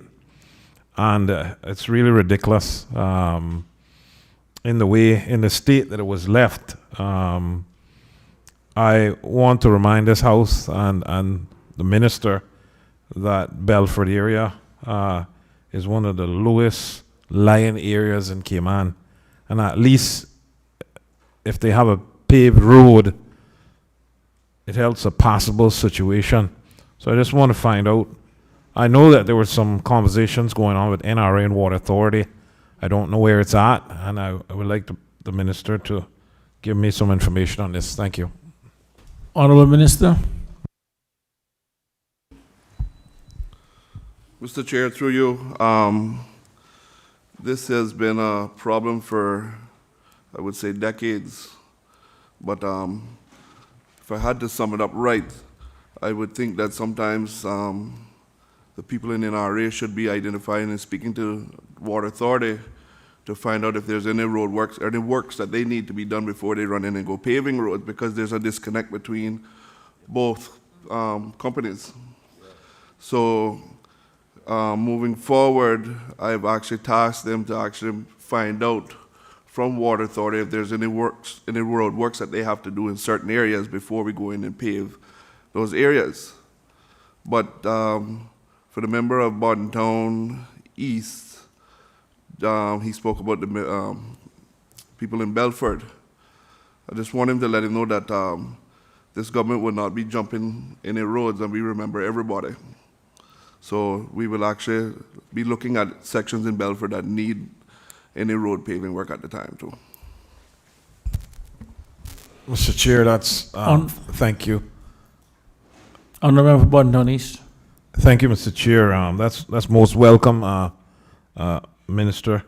And I just want to say that Borden Town, I think, has some of the lowest lying areas, especially in the Cumber Avenue area and the Gun Square area and the Belford area. They're almost like fish bowls. And some of the concerns that we get, and we meet regularly with the NRA and planning in terms of works that have been approved around these areas to ensure that the proper stormwater management plan is put in place. And the residents around the Cumber Avenue area especially get very nervous when they see these projects approved, and they have no reliable information as to what stormwater management plan has been done, because everything that is built in that area just exacerbates the situation in terms of what they face, and you really don't want to see what they face on a yearly basis. And we really need to find some resolve for Cumber Avenue and Belford. There have been some suggestions, and they're working on a pump that have been left in the area but not completed. Some of the drain ponds needs to be dug out, which kind of helps and gives you a 5-year buffer. So I don't know if any briefing has been done with you, the minister, in terms of these two areas, if these are high on the priority of NRA or not. Honorable Minister. Mr. Chair, through you, just to let the member from Bordentown East, some comfort to him. I think when the Premier first spoke, that was actually in one of his speeches, stormwater management. And it's something that we're, as a government, is actually looking out to seeing that we can resolve, because it's not only in the Bordentown area, there's several other areas that need this. And the people have been asking for some sort of solution for, I ain't gonna say years, but decades now. And it's been always put to the back of the burner, it seems like. But I can tell you that it's actually a priority of this government also to come up with that. Mr. Chairman. Second, Honorable Member for Bordentown East. Sorry, Mr. I just want to say thanks to the minister, and I look forward to meeting with the teams if necessary to try to help with this situation. Thank you very much. Member for West Bay West. Mr. Chairman, there are a couple of areas that are known nationally for flooding, and I would ask the minister, and I know when I spoke to him last, he was saying that like areas like Randite Garden would be addressed, and we have a few areas, and Mr. Speaker, this is good for everyone in this house to know, that when we build subdivisions, what is happening? People are putting up walls, and it's causing flooding to go into other areas that normally didn't flood. If they're not putting up a wall, they're building because it's a subdivision, so it's gone up several ground from ordinary level 2-3 feet up to be able to build on. That also is causing flooding where there was no flooding before. I've had that to deal with in several areas simply, and it's surprising how wide it can be from 1,000 feet away, and the water just travels. Water will find its level, and if someone put up a wall, and if they built up on a subdivision, that water moves and then goes, as I said, where floods out other people. So hopefully that the other areas, we know about Bordentown, we know that area, but places like Randite Garden and certain areas in my district, as I said, have to be looked at as well. That's why I asked earlier about, Mr. Chairman, about deep wells. Some deep wells will simply handle the amount of water, but there are areas that the government is going to have to really put in some serious plans or equipment or whatever to really handle the amount of water that sometimes comes our way. We don't know if we'll get flooding like we had last year, but certainly we know that it's usually that way. Thank you. Honorable Leader of the Opposition. Yes, sir. Through you, Mr. Chairman, just to thank the minister as well for saying that they're looking closely at the Randike area as well, because that's the biggest issue I face within my constituency in terms of flooding. It's well known. It's been an issue for nigh on 30 years. But one of the things I think would certainly go some way towards alleviating the situation or helping the situation, because it's pretty dire down in there when you get any significant rain. There are a number of drainage wells that have been placed there but are no longer working. They've collapsed, filled in, whatever. They no longer work. They really need to be, ask the minister, be looking into seeing how these re-drilled or new ones put in. I know that there was one put in probably about a month or two ago that to alleviate some flooding in a specific area. I know the problem is big. It's not going to be an easy solution, but I think anything we can do at the moment to try and alleviate in any way the horrible experience that the residents in there go through when there's any significant rains would be most welcome. So only ask it if you could look into that, sir. Honorable Minister. Mr. Chair, through you, the Randike has actually been one of those areas that's actually been on the top of our priority list, also looking into getting sorted out with the flooding issues. So I will actually keep the leader of the opposition very up to date on this matter, on how we plan to move forward with it. And I would thank him for supporting this funding so that we can help get that sorted out. Honorable Member Bodden East. Thank you, Mr. Chair. Based on and hearing what the minister for, the member for West Bay West said in terms of developments, are there any plans to try to these projects that are going on in the U.S. they have a system or a procedure where any projects or plans, they always have catchment ponds set up in the area. Are there any plans to mandate this, catchment ponds? Honorable Minister. Against, Mr. Chair, through you, through our storm management plans, that'll be something that we could actually maybe look into and see how we can actually, what's best for the country, sir. Any other questions for EA 36? Oh, sorry, Honorable Member for Georgetown Central.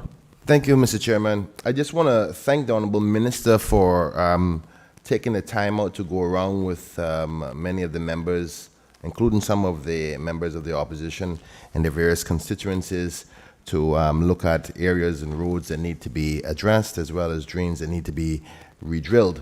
And I'm glad to hear that the opposition will be supporting future funding to address this serious problem. But I find it ironic that many of the questions that are being placed now are questions that have been asked even when they were in power and had the opportunity to address it. But as the Honorable Premier has suggested, a national stormwater management plan will be developed in this administration.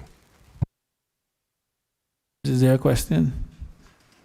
No, Mr. Chair. I apologize, Mr. Chair. EA 36 and EA 148 are pretty much the same. Will there be any questions on EA 148, or is it okay to take them both as a block? Oh, sorry, Honorable Member for Red Bay. Did you commit EA 148 prior, Mr. Chairman? No, sir. Okay. I would like to ask some questions. Okay, no problem. That's fine. Okay. No other questions on EA 136? All those in favor of an additional $4 million of expenditure?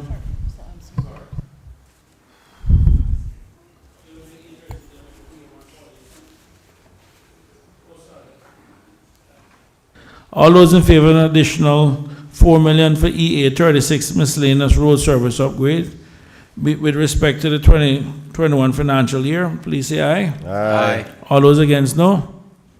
The ayes have it. Next item, EA 148, major road works expansion projects in the amount of $2 million. Any questions? Mr. Chairman.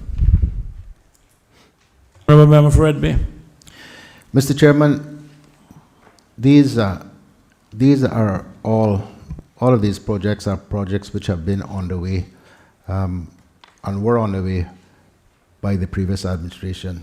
So there's no question about our support for these going ahead. So we don't need to get into arguments, petty arguments about that.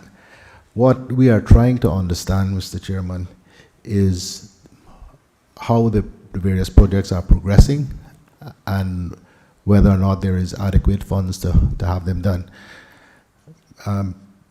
Expansion of the road network and upgrade of the road surfaces is something that's been ongoing for 8 years and will continually be necessary. So we don't have any arguments about that. I have, Mr. Chairman, with your permission, certain specific questions so that I and my constituents, but more broadly the country, can understand where key expansion projects are in in the in the process of being done, and whether or not the current government is committed to completing them. We have the biggest issue we have with traffic in Cayman is actually in my constituency, which is the narrowest point of the island, 1 mile from the South Sound to the North Sound, and very little land there to do anything further with road expansion. So we have currently underway the expansion of Shamrock, 3 lanes from the Red Bay School roundabout down to Grand Harbor and to South Sound. I see that work has resumed. I see CUC actually moving the transformers this morning over to the north side of the road. So that is a good indication. I hope that work is proceeding. So what I would like to ask the minister is if he could give us an update on how that project is coming along and when it is likely that it might be completed. Also, so I can queue him up for all of them. The proposed extension from the Grand Harbor roundabout through to the Kings roundabout, i.e. going around the back of the Lions Center, where we are with respect to that, and the controversial cut through from Selkirk Drive onto Bimini, which has been a real battle. I see Mr. Hydes, Tristan Hydes here, who has been the champion of most of these things and has done an immense amount of work on them. So hopefully we can get an update on that. So those are all related. So I'll leave that there for the moment and hope that the minister can provide some information. Honorable Minister. Through you, Mr. Chair, I was reliably informed that yes, the CUC is actually moving their transformers and stuff right now as we speak, and we're looking that actually would be about a month for them to get everything out of the way, and then the completion and paving of that road would probably take between another 2 to 3 months of that particular road. As to say on the Red Bay, the road that I think the Minister for Red Bay is talking about, the one that goes behind the Lions Center. We're just awaiting the final design of that and to see also the value of it.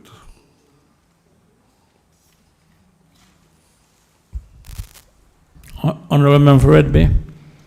Mr. Chairman, I thank the minister for his answer. The last bit I wasn't quite sure what he meant, the value of it. What is he referring to? The reason I say that, Mr. Chairman, is I know that the evaluations and the modeling, the traffic modeling exercises were completed during our administration. So I'm wondering if there is now a thought that perhaps that road not proceed. Honorable Minister.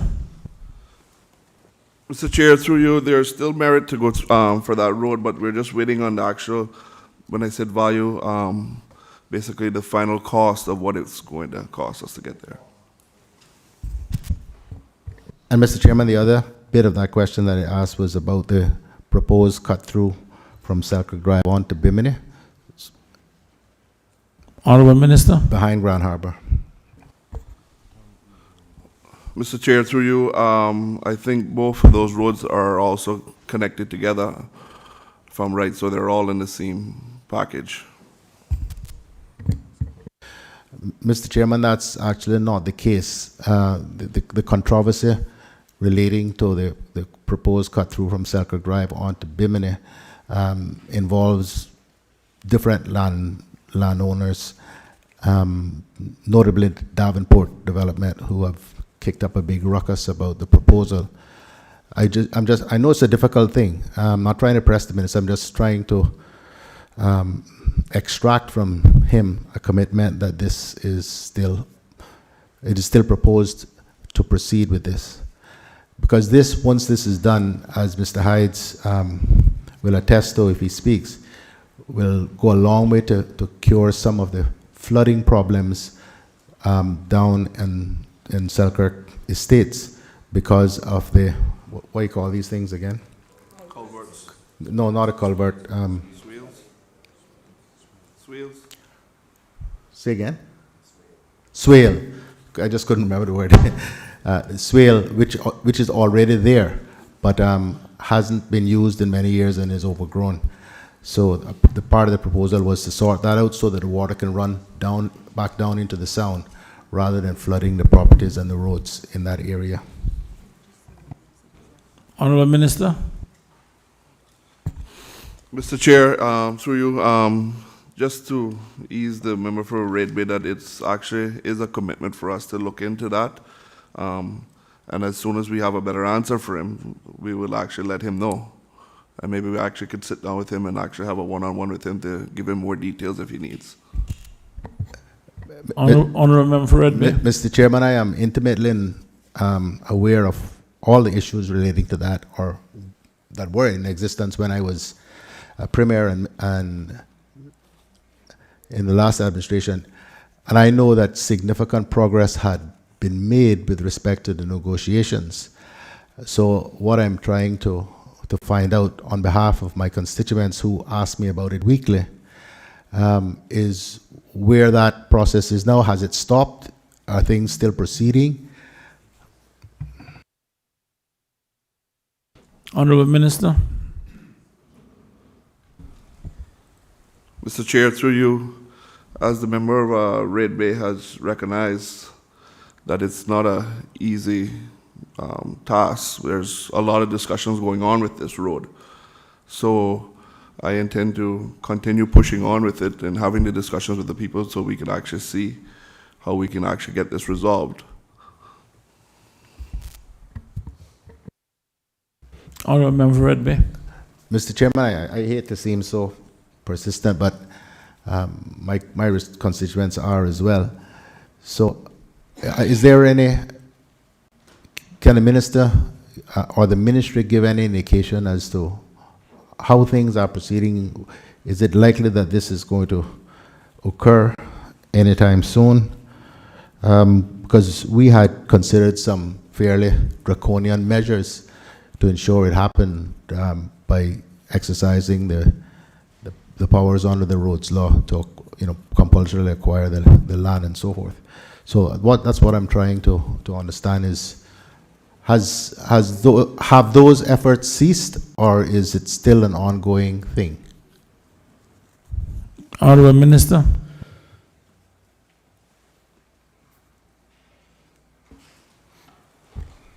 Mr. Chair, the first answer I've gave the member from Red Bay, it was as soon as we actually have the final design of everything and the cost of what it's going to cost, then we would actually be able to move forward in a better discussion with this road.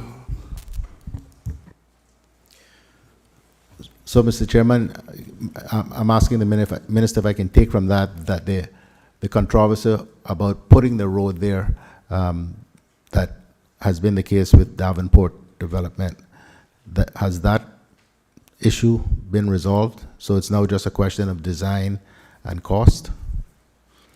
Honorable Minister.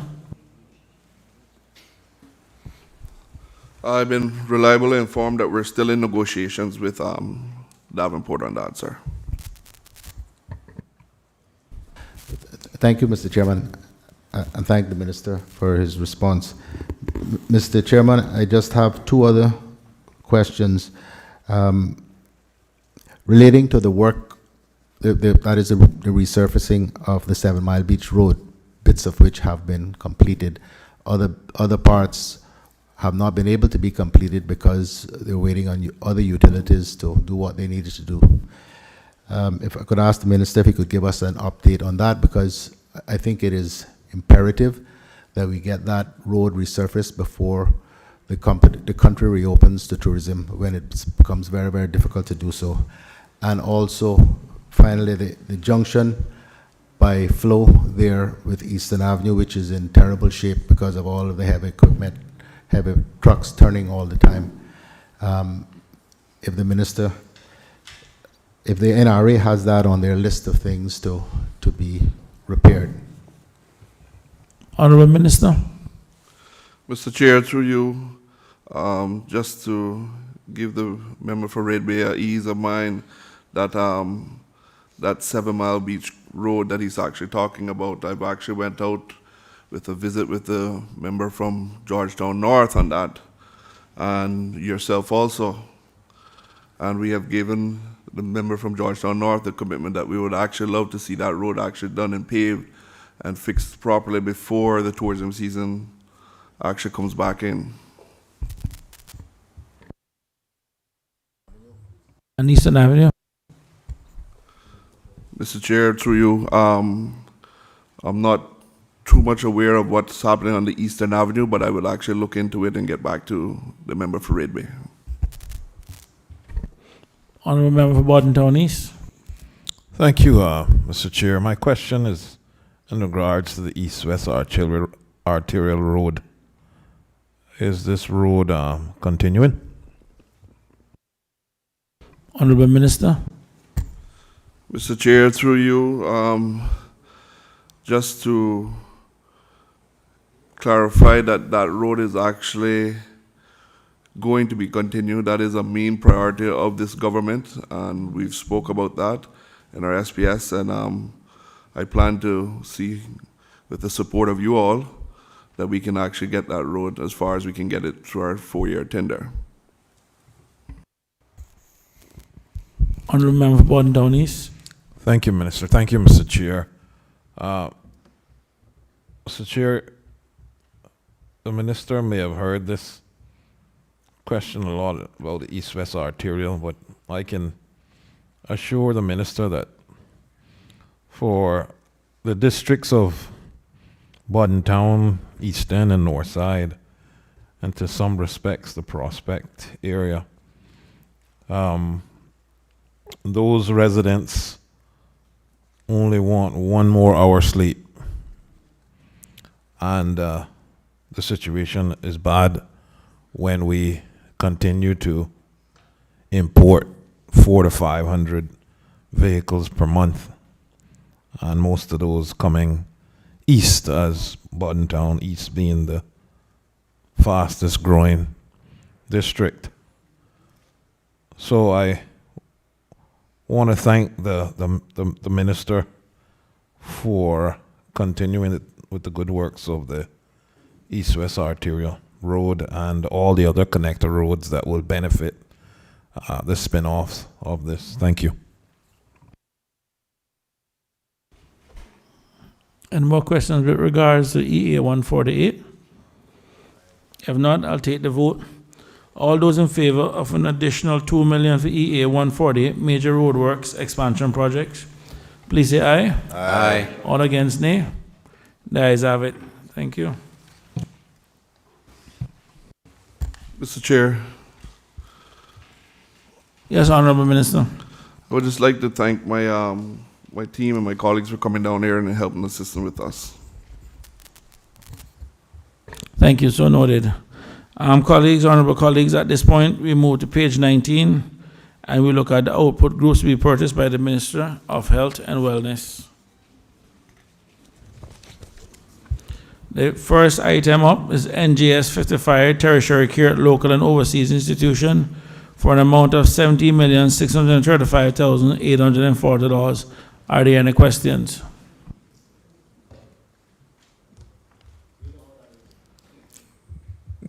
Honorable Leader of the Opposition.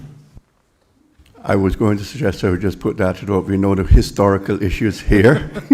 And quite frankly, I look at what we've had to pull from 2021 into 2020. This looks to me like a replacement of what should have been there, plus a little extra, which is totally understandable, unless other members do.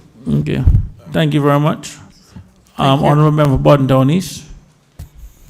Thank you, Mr. Chair. Mr. Chair, I'd like to ask the Minister if, obviously, this NGS 55 represents 80%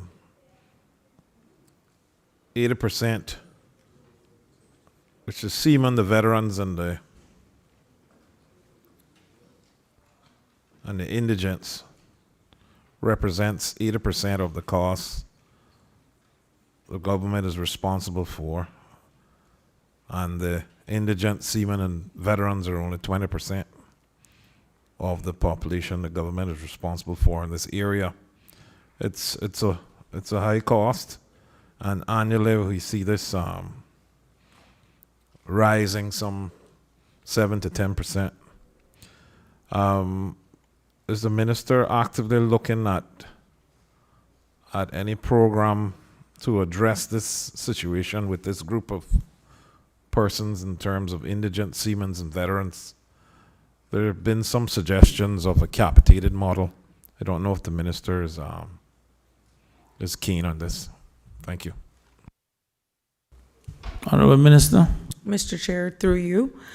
I am fully aware of that suggestion, and in our broad outcomes 3.5, it's a create healthy communities, lower overall health insurance rates by increasing Synaco's competitiveness with the inclusion of wellness added to Ministry of Health and Wellness.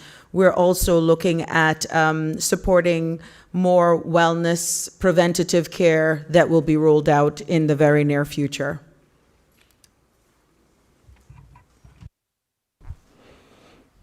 Any other questions with regard to NGS 55? If not, I'll take the vote and I'll ask members, all those in favor of an additional $70,635,840 with regards to NGS 55 tertiary care at local and overseas institutions, please say aye. Aye. Aye. All those against, nay? The ayes have it. Next item, EI 53, Ministry of Health and Wellness, $8,840,128. Are there any questions? Honorable Leader of the Opposition.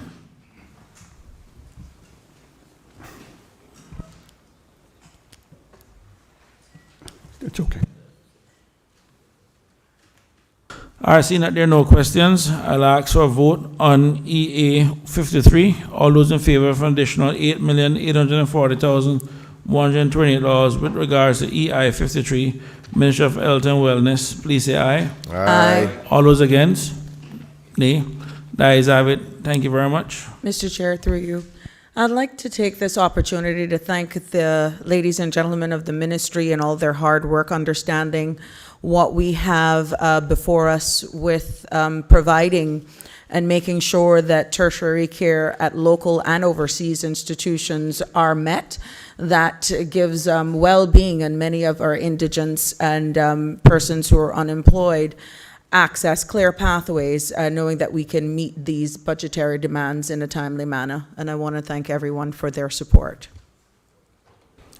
Thank you very much. At this point, colleagues, we'll move to page 7 that deals with the output for the Ministry of Employment and Border Control. And at this point, since I'm in the chair, I'm going to ask the Chief Officer Wesley Owell if he can take a seat beside the member for West Bay West to answer any questions.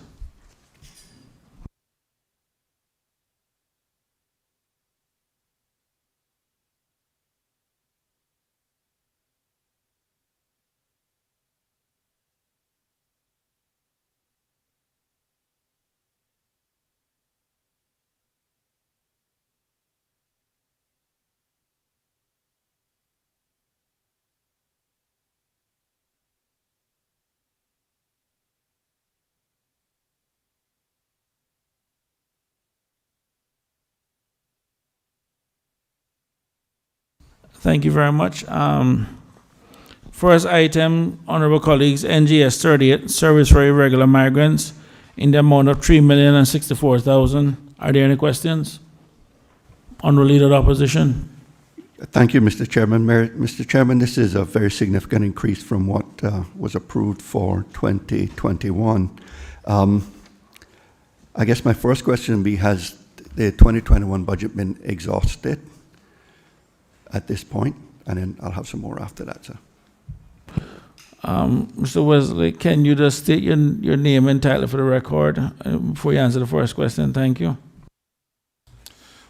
Thank you, Mr. Chairman. Wesley Howell, Chief Officer for the Ministry of Border Control and Labor, previous to the Ministry of Employment and Border Control.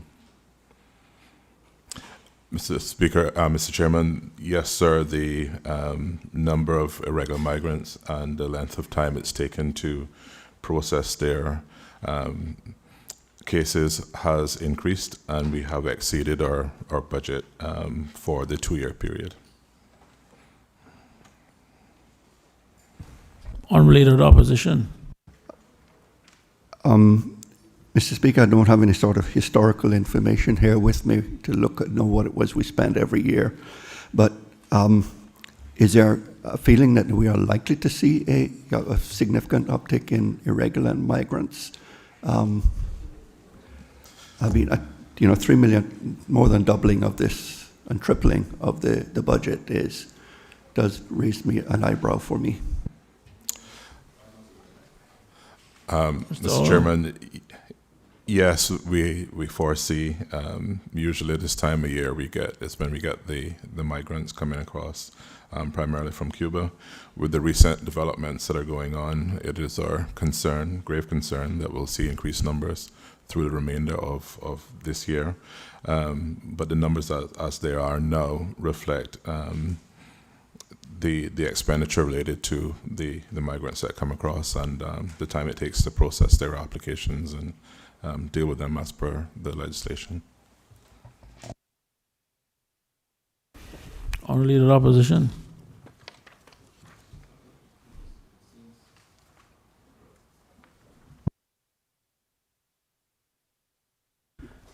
Okay, seeing any more questions, we'll just take the vote on NGS 38, Service for Irregular Migrants, in the amount of $3,064,000. All those in favor say aye. Aye. All against, nay. The ayes have it. Moving to TP 46, Emergency Relief Payments, in the amount of $130,000. Are there any questions? Seeing that no questions, I'll actually take the vote. TP 46, Emergency Relief Payments, in the amount of $130,000. All those in favor, please say aye. Aye. All those against, nay. Thank you very much. And I just want to, as a minister with responsibility for border control and employment and border control, I just want to thank Mr. Howell and his hardworking team for the support that they have given. I can tell you they're one switched on unit, and I'm very impressed. So I just want to register my gratitude. Mr. Howell, please pass it on to your team. Thank you.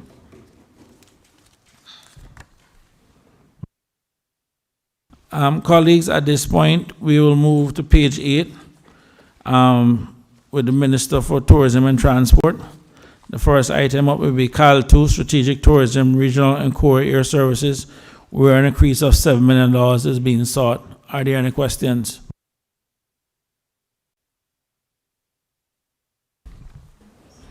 Honorable Member for Cayman Brac West and Little Cayman. Thank you, Mr. Chairman. Mr. Chairman, this is a move to top up this year because it was moved the previous year resulting from COVID. Did I read this, understand this correctly? Yeah. So to you, Mr. Chair, the member is correct. Thank you. Mr. Chairman, I think it would be remiss of me if I didn't take the opportunity to thank Cayman Airways. I'll start with the ministry and go to the board and employees of what they have been through with the COVID and how they reacted to that. The idea of Cayman Airways always being thought of as a lever and a tool for the economy of the country and an insurance policy for the people of the Cayman Islands has certainly brought value to Cayman Airways. I would like to just drill down into a couple things that I get questions on quite often. One is there's a tremendous amount of students and people with health issues that are not able to travel because there are no seats available in the market.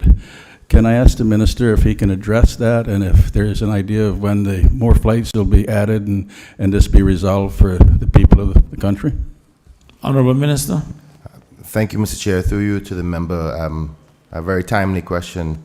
I dare say, for the House, the circumstances are dire, as in that we have a long list of persons who have requested to have flights available. The unfortunate situation is that persons have not detailed what the reason for their flight reservations are. So just over 10 days ago, we had 800 persons on a waiting list to go out of the country. As this House will be aware, the current circumstances are that it should be only leaving for emergency circumstances like education and like health and essential services. Thank you. Unfortunately, persons, because we don't have not mandated or asked persons to prove those circumstances before, and we would hope that people would be mature and respectful enough to adhere to the government's request for only essential services, essential travel, and not request that the facts for that. Persons have taken up all the seats that we've been allowing to fly out. As recently, I have approved 2 flights to leave the island to go to Florida, and those 2 flights, we've gone through the list of the 800 persons. I've instructed Cayman Airways to go through the list of 800 persons who has reservations to determine whether they fall within the 2 categories of travel for education or for medical purposes. If we find more than the amount for 2 flights to go out, then we would add more flights because those are essential travelers. But at this particular point, we're trying our best to manage the need or the want for many people who want to travel for vacation purposes over the need of persons who are traveling for essential purposes. So the hope is that once that is resolved, going through those 800 persons, that all persons who need to travel for essential purposes will be able to do so. Honorable Member for Cayman Brack West. Thank you. Cayman. Mr. Chairman, I want to thank the Minister for a very good explanation of what's taking place. So is the policy of the government that you can't travel for business, you can only travel for education and medical? Honorable Minister.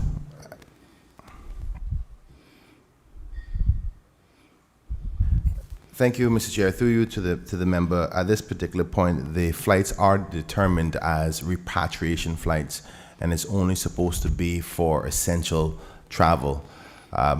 We have not determined that business is essential, hence the reason why we're being loose with allowing persons to make reservations in respect to that.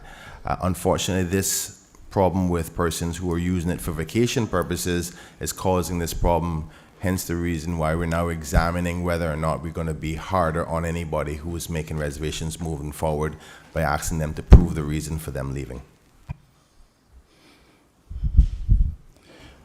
Thank you, Mr. Chairman. So if I understand that answer correctly, there's a loose interpretation of what essential is. Honorable Minister. Apologize, Mr. Chair. Can you ask the member to repeat the question? There's a loose interpretation as the policy of the government of what essential really is? No, my apologies. Through you, Mr. Chair, not the loose interpretation of the policy. We've been loose in respect to mandating persons to prove that they meet the criteria as to leaving, meaning when you go to Cayman Airways and you're asked to make a reservation, you're not asked to show that you're going off for educational purposes or that you're going off for medical purposes. The government's policy is that persons who are going off for educational purposes that are below the ages of 22, they're allowed to be accompanied by their parents. Persons who are going off for medical purposes are allowed to have at least one person accompany them if they feel the need to have a person. So that's currently the government's policy. I recognize, Mr. Chair, that the member have highlighted a potential third option of a criteria to say business travel. Of course, this administration wants to facilitate as much opportunity to allow business to continue to function. But at this particular point, because we are in a pandemic, the current criteria, which was there before we came there, which we maintained it, was that of repatriation only for those two criteria. Again, Mr. Chairman, I thank the minister for that reply. So I want to ask this question in two ways. One is I would ask the minister on behalf of the opposition and behalf of representation that I get on a daily basis if he would consider looking at the needs of the country from a business standpoint. And with all of we're not sure when this country is going to open, but what I do know is that the business of the country has to continue, and people cannot get back and forth to really continue with their work and their business and their livelihood. Through you, Mr. Chair, I want to thank the member for the question. We do recognize the need for business to continue, but also the government has to balance the necessary resources available to facilitate those needs in respect to Travel Cayman and the pressure on the Cayman Airways team. What we have is a lot of persons wanting to go out and sometimes if we don't plan it correctly, we may end up flying at a loss. As you can see, we just are trying to get another $7 million for Cayman Airways. If there's not enough people coming back, then you end up with a loss, which is something we're going to have to truly consider while we're examining the flights right now and the request for persons to leave the island, whether the flight can go up full and potentially come back half full. But it's something that the government will examine to see if there should be listed criteria for business purposes. Thank the minister for that, Mr. Chairman. Mr. Chairman, so again, what I'm understanding is that you are prepared to review an opportunity for business travel to be looked at and balanced and more seats be put into that. But before I finish and receive your answer to that, I want to encourage the minister to look at Cayman Airways as, not from their balance sheet completely, but as the need for the country itself, and look at the country's balance sheet and remember that Cayman Airways is part of that. And it's just like if you have a hardware store and you make a delivery, you have to have a truck. So your balance sheet's not the truck, your balance sheet's the hardware store. And I know, Mr. Chairman, that the member understands that. I think that the timing for giving the country some more balance from the standpoint of Travel Cayman and the access of making it a little bit easier for movement is upon us now. Thank you, Honourable Member. I do agree that we have to be as facilitating as possible in respect to continued business opportunities for travelers. And not to use Cayman Airways only as from a profit-making perspective, because it's a necessary tool to facilitate travel for Caymanians in emergency circumstances. Thank God, during the pandemic, we did have our own airline, and I know the member recognizes that. So it is something that we will consider. Also recognizing that we're almost there in respect to reopening anyway, as you are aware in phase 4 of our reopening plan. As of September 9th, the Open Skies Agreement will be open, which will bring a lot less pressure on Cayman Airways. But I am certain that the staff at Cayman Airways and the CEO will do everything we possibly can to facilitate the necessary travels as per the criteria. Obviously, it would be quite difficult to specify which types of business travel is necessary and should we set out a criteria for that. And I'll ask the staff to do that to see if that's something that's feasible. But I suspect that we can resolve the problem without having to specify further any more criteria than what we currently have, because persons have been able to do business so far up until this point. But we will make sure that the top priorities are travel for students and travel for medical purposes are facilitated. Mr. Chairman, again, I thank the minister for that. Can the minister confirm that the staff of Cayman Airways, who have done an incredible job, continue to be completely paid and there's no view of changing any of the policy that's in place now? Honourable Minister. Thank you, Mr. Chair. If I understand the question was they will be completely paid as per the contract? Yes, is the answer. Okay. Any other questions with regard to CL2, Strategic Tourism, Regional and Core Services? Sir, Honorable Leader of the Opposition. Thank you, Mr. Chairman. Just take the question a little bit in a little different direction.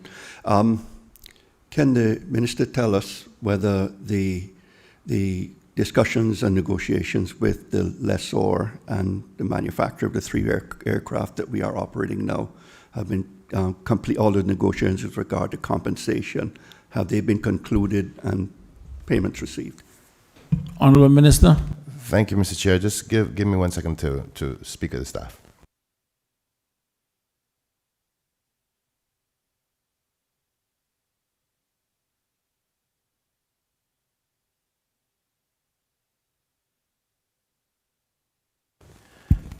Through you, Mr. Chair, the simple answer to the question is yes, but I'm going to invite the CEO from Cayman Airways to address the House, just to give a little bit of background, because a lot of us are aware of the circumstances with the Boeing 737s, so the Honorable House could know. Just for the record, can you state your name and title for the record before you answer the question? Thank you. Mr. Worms.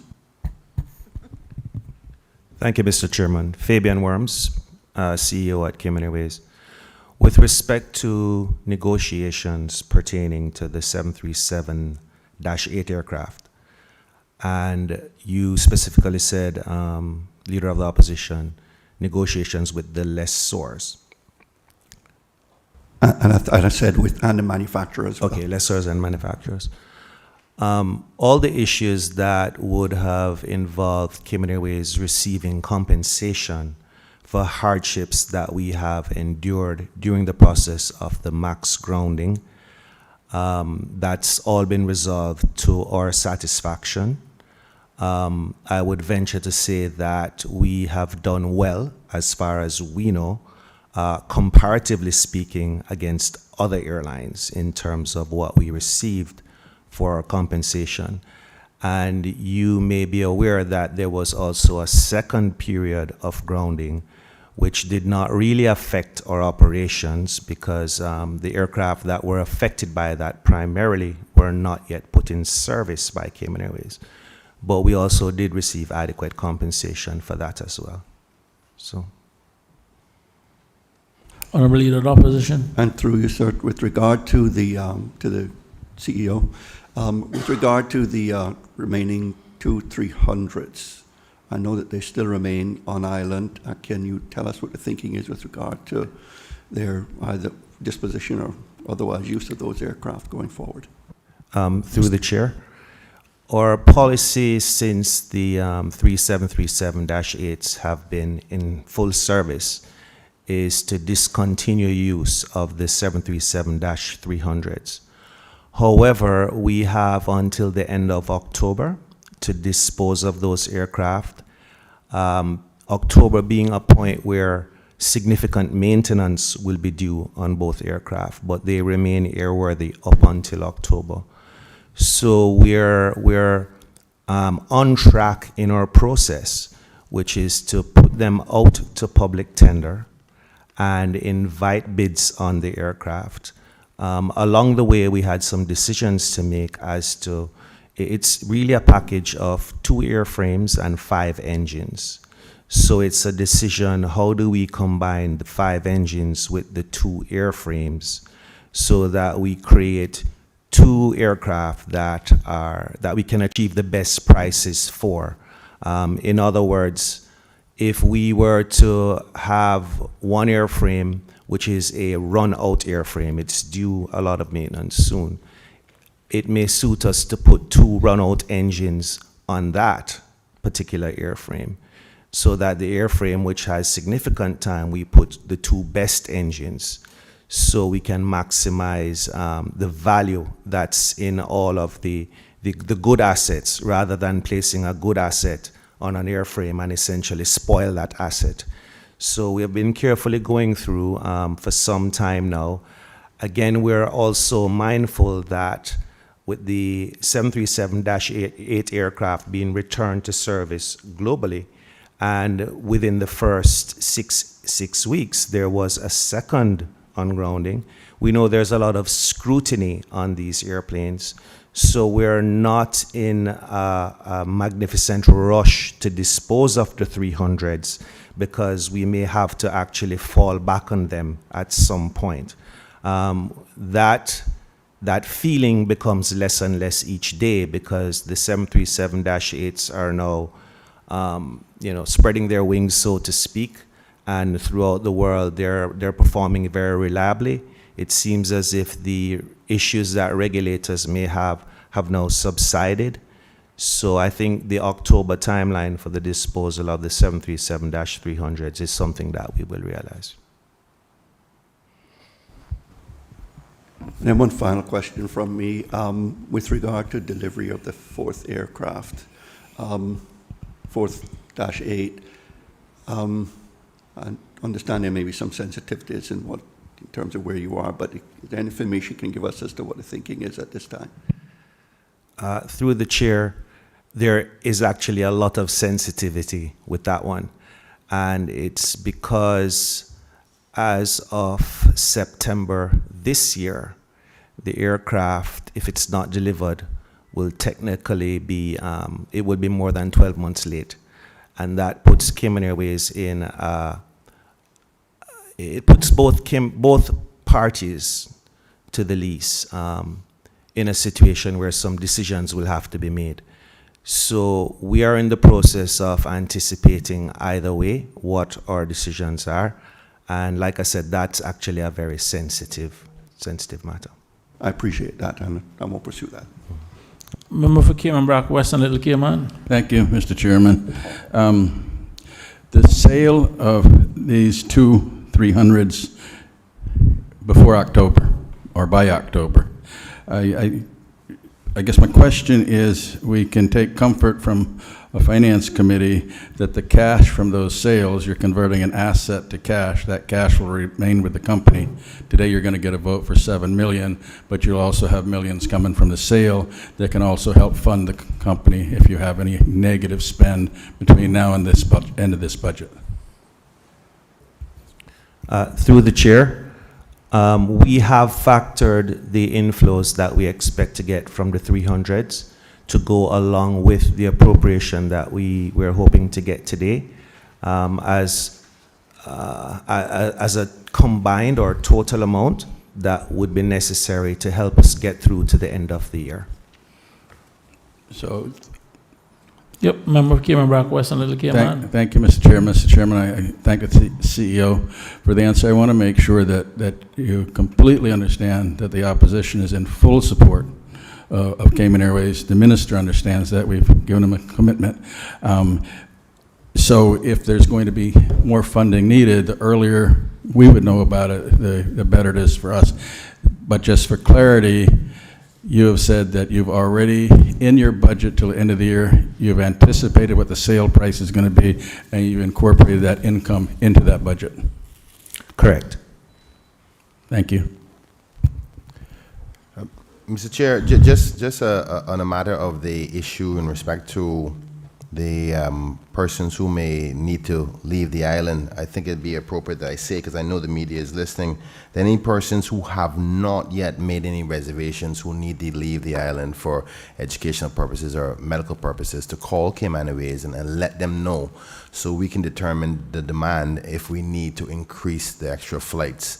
It's important because right now we're only going through those who have made reservations. So if you need to fly off the island for those purposes, please call Cayman Airways so we can make the necessary arrangements for extra flights if the demand is there.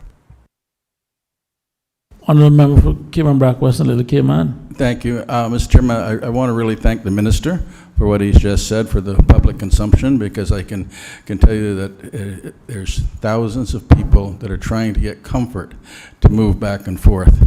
And I think that'll go a long way in prompting them to try to get in touch with Cal and travel Cayman. So. And for the record, I think the number is 949-2311 or 949-8200. So, thank you, Mr. Chairman. Any other questions with regards to Cal too? If not, I'll ask members, all those in favor of an additional $7 million of expenditure being incurred in the 2021 financial year for CAL 2, Strategic Tourism, Regional and Core Air Services, please say aye. Aye. All those against, nay. The ayes have it. Next item up, honorable colleagues, is TP67, Sports and Cultural Tourism Program Assistant for $27,500,000. Are there any questions? Honorable member for Cayman West and Little Cayman. Just 1 second. Mr. Chair, before my members from Cayman Airways leave, I just want to thank them so much for their hard work. As the former minister have said, continued from the last administration straight through to this one. It's a pleasure to have met with them and discuss the future and talk about the way forward. So I thank them so much for being here today. Thank you very much. They're not going forward, they're rain outside. Okay, sir, continue with regards to TP67, Sports and Cultural Tourism Program Assistant, $27,500,000. Thank you. Honorable member for Cayman West and Little Cayman. Thank you, Mr. Chairman. Mr. Chairman, is this a stipend program? Honorable Minister. Through you, Mr. Chair, yes, this is in respect to the stipend program. Thank you, Minister. Through you, Mr. Chair, can the minister say how many people are now receiving a stipend? Honorable Minister. Through you, Mr. Chair, thank the honourable member for the question.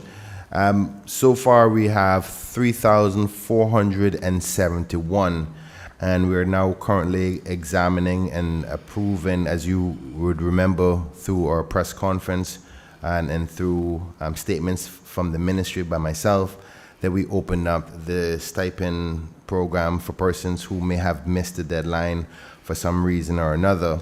And we are examining or verifying 441 applications to see if they do meet the criteria based on the information presented.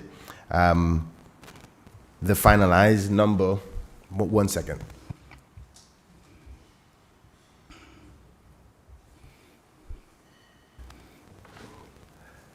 Through you, Mr. Chair, the final number of those 441 applications have not been completed yet, so we suspect it'll be somewhere in between 0 and 441 that will be approved. That number will then be added to the 3,471 that is currently receiving the $1,500 stipend.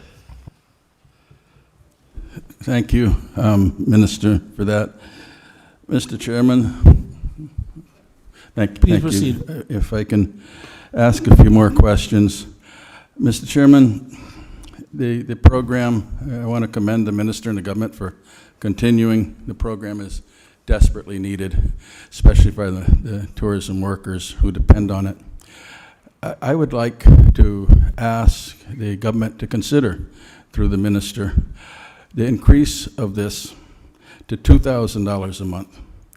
I'd also like you to consider looking at this from a standpoint, and let us support you in the vote today to move this allocation from $27 million to $40 million.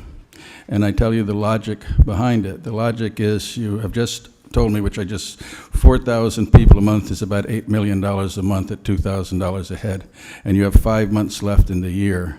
That's your $40 million. But I'll let you answer the consideration. Through you, Mr. Chair, so the questions you're asking is whether or not the government would support a increase from 1,500 to 2,000 at this particular point.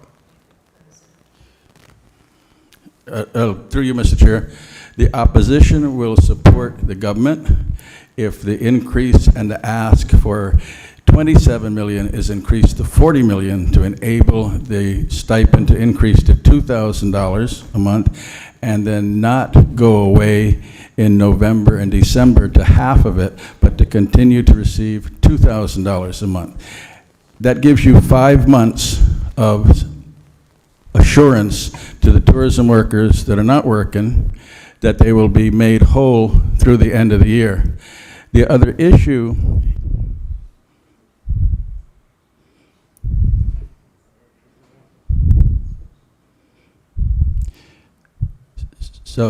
So the other part of the ask is this $13 million more, basically, Mr. Minister, is going to spin in our economy. And when you put a multiplier effect, a seasoned finance man like the Minister of Finance might have a different opinion, but my multiplier would be somewhere around 5 times. So that's hundreds of millions that remains in this economy that spurs from an increased vote today of only $12 million. Through you, Mr. Chair, I asked the member to give me a few seconds to discuss with my colleagues.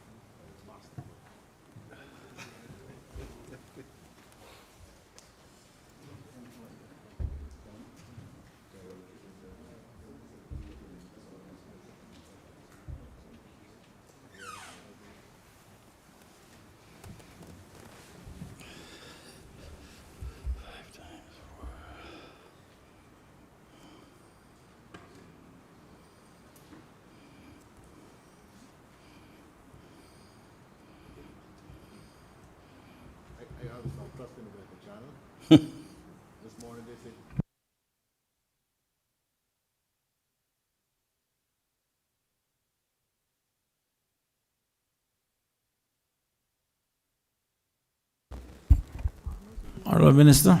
Thank you, Mr. Chair, and I thank the former minister for his question, and I know his intent is one that is positive. The government is of the view at this particular point that with the many different programs that we are laying out, like the free food for all children in government schools, as well as, and from a primary level, and the other assistance that we've been offering, tourism stipend related persons, for example, the continuation of the Stingray City feeding program. We have intentions, and I don't want to steal the thunder from the Honourable Minister in charge of Commerce, but intentions of making some announcements there that will also assist them, from the extension to the health insurance elements that you heard from the Honourable Minister for Health and Wellness, also to the extension to the WIS program. My ministry is also currently examining the waiver for continued fees for Ministry of Transport, along with I think there was another area that we were considering, the grant, the business grant that we were considering, which we believe will have some positive results in very short order. This administration believes compiled with all of those things to assist Caymanians who have been negatively affected by the COVID-19 circumstances.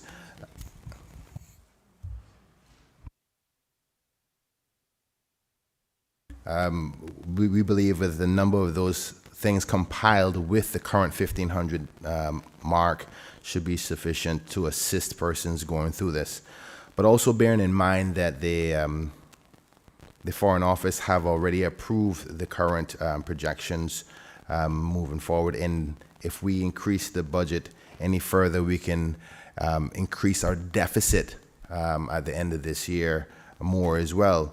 We do understand that there is the reason for highlighting the 750 in November and December is that we are of the belief that things will turn around in the coming months, particularly that of October in phase 5, where on October 14th, persons who are quarantined can come directly into the island. All indications show that Cayman should have a major boost with number of reservations at an all-time high. People literally waiting like a Black Friday to come through our borders. So we suspect that people will be back to work. We have been working with stakeholders in the industry to emphasize focusing on those 3,000 and odd persons who are unemployed, to focus on them first. I've been working closely with the Minister for Work to ensure that work permits are not approved, particularly in areas upon which Caymanians are already available. You may have also heard of the survey that we announced to identify the Caymanians, and we are going to be releasing that report this week that specifies a number of details and information in it that highlights what areas they're working in, how many people are in crews as to stay over, how many people who have been part-time or full-time or not working at all. So there's a number of things we have to assess why we don't believe there is a need at this particular point with the number of things collaboratively we're doing together, that the 1,500 should be able to assist Caymanians to get to that magical date where we believe in the Department of Tourism and Ministry of Tourism will be October 14th for the resurgence of tourism in the Cayman Islands. But I'll close off by saying this administration is willing to make the necessary changes if we see it fit that come as we start to open, things are not going the way we'd like it to go, and things start to conspire against us, that we will make the necessary increases or additions to this budget allocation to make sure Caymanians get all that they need to survive. Mr. Chairman, may I just make one intervention, please? Honourable Member for Red Bay. Mr. Chairman, can the minister say whether or not those various dates for the phase reopening are all contingent upon 80% vaccination rate for the population? In other words, you have to get to 80% before any of those triggers are pulled? Honourable Minister. Thank you, Mr. Chair. Hopefully that answered the first question for the honourable elected member. Yes? To the question beforehand, as per the plans, and I'm certain that the honourable elected member for Red Bay is aware and has seen the plans, at least I would hope so, that does specify that it is contingent upon the 80%. I know that the opposition have highlighted in their rebuttal during the SPS debate that they are of the view that it's 75%. Now, we on the government side believe and are optimistic that working together as opposition and government, that we can convince the people of this country that getting vaccinated is the right thing to do. So much so that the leader of opposition, I'm not aware if the elected member may have been privy to this because it's been a private conversation. I've spoken to the leader of opposition who we're going to stand hand in hand together to encourage the people of this country to get vaccinated. So we believe that we can get to that mark, and we are thinking positive rather than negative. So rather than saying if we don't get there, what we believe is that we are going to get there, and we're going to do whatever it takes to get to that 80%, to be ready to open the country on October 14th, where persons who are vaccinated can come and go straight and enjoy the Cayman product called Cayman Kind. Honourable Member for Red Bay. Mr. Chairman, I don't want to get into a debate with the minister or anybody else about their amounts now, except to say that whether or not people are able to live and provide for themselves and their families, that is tourism workers, is, according to the position that the minister has taken, the government has taken, is contingent upon the reopening. 80% of the population, even if you take that outside number of 71,000 as the population base, 80% will require 90% of those eligible to be vaccinated to be vaccinated. And everyone we've spoken to and all of the numbers that we have done indicate that no country in the world except our friends there in the other overseas territory next to Spain, Gibraltar, have been able to do that. So our concern now is not about an argument about whether or not the government's got it right in terms of the percentage. Our concern is the constant representations that are made to us by tourism workers who are struggling to put food on the table. And what we are saying, that we are prepared to support the government in ensuring that we vote sufficient funds to make it easier for those people to live, whether the government is right or not in its projections as to when we'll be able to reopen. So we are saying we will support you having 40 million. If you don't need it, you don't need it. But if you need it, it's there. Mr. Chair, through you. Honourable Minister. Thank you, Mr. Chair. I want to say thank you to the honourable elected member for Red Bay. I think his intent is positive, but to say that we recognize that things are slowly changing from when the first 1,500 had been highlighted, from so difficult where our people weren't even at the hotels, period, to where things are, our local economy is doing well. So actually they're probably better off today than they were when the 1,500 had started. So that compiled with the rest of the programs that we've offered, we believe that can help us get through to that plan of when things reopen. Now, if, again, I say, if things conspire against us and it doesn't go well, this government is prepared to come back to this House and ask for more money. And if at that stage things are so bad that we feel that we have to increase it to $2,000, then we will do so as well. But highlighting the fact that only one other country in the world has done so in respect to the 80%. I dare say if anybody else can do it, the Cayman Islands can do it as well. And I'm going to stay positive in that respect. And I hope that the opposition will support us and the government in increasing support for persons to get vaccinated. But in closing, to highlight the fact that Dr. Lee has given this recommendation, the same chief medical officer that was advising the government before has advised that we get to 80% before reopening. So we are following those same directions that was there in the previous administration. Honourable Member Button East.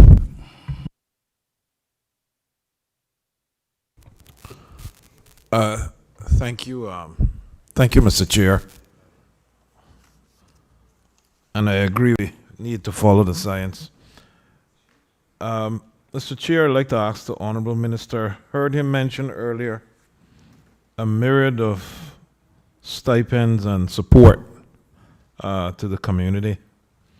I don't know if he mentioned the musician stipend, one group who are out there suffering and depend on the tourist dollar.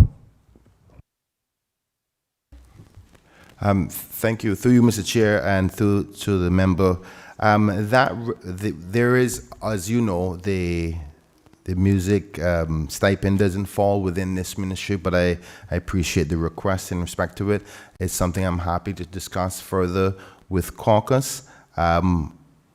But many of the programs that we've extended on has been made, representation have been made to us within caucus. And I must say nobody from the ministry, from the association in respect to the Music Association have said anything that I'm aware of in respect to want for an additional funding. And I'm certain that the capable minister will be happy to entertain a discussion to see if that is feasible within the budget. Honourable Member for Cayman Brac West and Little Cayman. Thank you, Mr. Chairman. Mr. Chairman, I would like to position this question again with the minister. We have a tremendous tourism industry. It was not their fault that COVID came and we had to shut down. We have an industry that was booming in 2019, early 2020. If you were in that industry, young or old and Caymanian, you mortgaged and borrowed everything you could because you saw opportunity, and the entrepreneurial spirit of every person in this country came forward. So what that meant was that they borrowed money to buy new buses, they borrowed money to buy new taxis, they borrowed money to buy new boats, they borrowed money for computers, they borrowed money for marketing plans, and we shined with the efforts and when we were looked at regionally and globally. The minister has explained a position between now and the end of the year. And I take his point.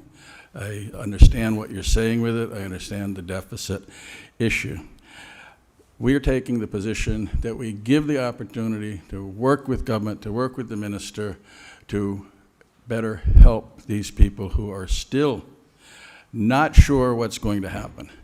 The idea of the opening plan and the 80% is not a concrete opening plan. And we have looked at and given a specific number of not only what the gross amount would be to protect people to the end of the year at the numbers you think, but also to show what it would do for the local economy, because this money is not going to go anyplace. This money is going to turn over in this local economy. Now, there are other people here that are finance people that might have a different multiplier than 5. I use that conservatively. But that's $200 million to put into this economy between now and the end of the year. And it's the idea of empowering people with another $500 a month to help them get through. The second part of it was that the stipend itself is a channel to get help to an industry that no fault of their own. They're all one. They're all us. There's no fault of their own that they're found in this position. But I can tell you, as you well know, because we've talked about it, they're calling nonstop for help with house payments, help with car payments, help with food vouchers, electricity. They need us to help them now. And we're here. We want to help them. So I again ask you to look at it, and even if the deficit or the issue, you can't commit to the whole 2,000 till the end of the year, if at least give some commitment to give them some hope. That's number one. Number two, I look forward to the announcements the minister responsible for commerce is going to give, because not only that the stipend desperately helps the people in need, the small businesses and the medium-sized businesses of this country who are tourism related are hurting. And they're not going to get any better until, it's not going to, if we were to open up in the last quarter of this year, they're not going to be made whole for 2 years with the amount of money they've had to spend to keep their doors open. We need to face this. We need to understand how we're going to help them. I look forward to the Minister of Commerce, and certainly will be happy to have comments when he does his proposals. But I say that as a unity here with the government of the day, that we want to help in any possible way. And we believe that they need the help. Honorable Minister. Thank you, Mr. Chair. I want to say again, thanks to the honorable member for his I think, a list of questions and his support on behalf of the opposition to the government to increase this amount. Mr. Chair, unfortunately, the circumstances are that the government is responsible for the country's finances. And due to the lack of examination of persons who are getting the stipend, it's difficult to tell who is truly deserving of the stipend. We hear the discussion about who is needy of it. Sadly, when the stipend was created, all you had to submit was the fact that you were working in tourism at that particular time and you were affected in some way. There's no criteria right now to say, have you been back to work? And I didn't want to get down into this road, because what we now have to highlight is that there is some people who are now currently full-time working and still receiving the money. Now, ideally what needs to happen is, just like you do in respect to the needs assessment unit, there needs to be a need assessment made as to giving you the money. The government of the day is responsible for the funds. You may have had your business back up and running and making just as same amount of money as you were making before, and the government will not question that, and you will still get the check. Should I increase the money to $2,000 for those individuals? I have a survey, which I have not released yet, that indicate there's persons who are, 35% of them are back to a 5-hour day work. and they're still receiving the money. I have persons who are 74% are working 30 hours or less of the week. So there are Caymanians who are making it, but the member is correct. There are some Caymanians who are not making anything at all yet. For example, 35% of the persons who are taking the stipend work in the cruise industry. Now, we already announced that that's not going to come to fruition until in the new year, with God's will. So we have to do a better examination of that, and that's what my ministry is doing now. We will make the necessary moves as we see fit. This administration is committed to making sure those who are in need will get. But the truth of the matter is, the criteria that was set out before was not efficient enough to tell who is genuinely in need. Now, I'm going through that process, and I will commit to this country that if we find it that persons need more, we will give them more. And those who are back to work can now genuinely say, I'm going to step back, I don't need that money anymore, so another Caymanian who is in need can get it. Now, those are the true facts of the situation, but the government is committed to making sure that we spend the money correctly. Honourable Member for Cayman Brack West. Thank you, Mr. Chairman. I thank the Minister for explaining that to us. I think it's well positioned, your thought process. So can you give us a timeline on when you're going to increase the tourism stipend to $2,000 a month for the people who so desperately need it based on your survey? Through you, Mr. Chair. Thankfully, I've done 4 years in opposition, so I can understand that strategic question. But I will not fall for that trap. I did not say that I will be increasing it to $2,000. What I did say is that I will discuss further with my colleagues as for the need that is necessary for those who are not getting. If we see it fit after examination through my ministry, to the Department of Tourism, those persons who will need that because they're not getting any work at all, then we'll be happy to assist them further if we see that this is necessary.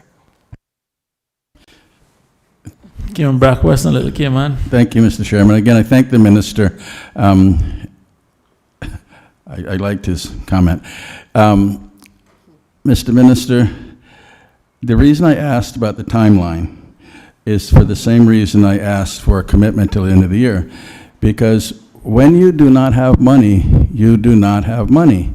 So if they know that there's hope coming in 15 days or 30 days, it gives them some comfort. That's just, and I ask you to make that number of time that you believe it'll take you to be able to make this commitment. When can they reasonably expect to hear something?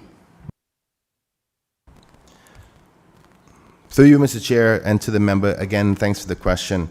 In respect to the timeline of when they expect to hear some announcement of what the government's position is in respect to the stipend, I would say within a month we should be able to tell exactly what we're doing moving forward, because by then we should have a better assessment of those who have been surveyed and what the data says, and we'll be releasing that to the media soon. But I understand that the opposition is suggesting 2,000, but if we find that it needs to be increased even more than that, then we will do so.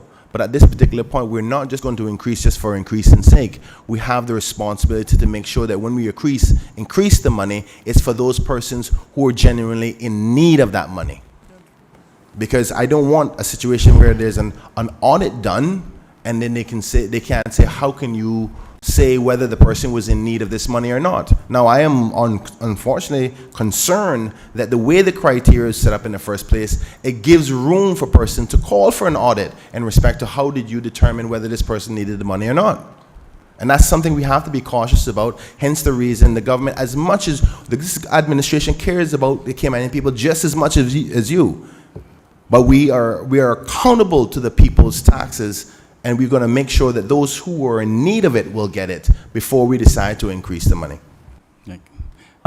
Sorry, just to interject and just to expand on what the minister said. I mean, right now, for example, we're aware of 2 people who are employed by government that are actually still receiving a stipend based on the current criteria, that is. And for those people, you're now fully employed, working for the Cayman Islands government, but still drawing a stipend and depriving other people.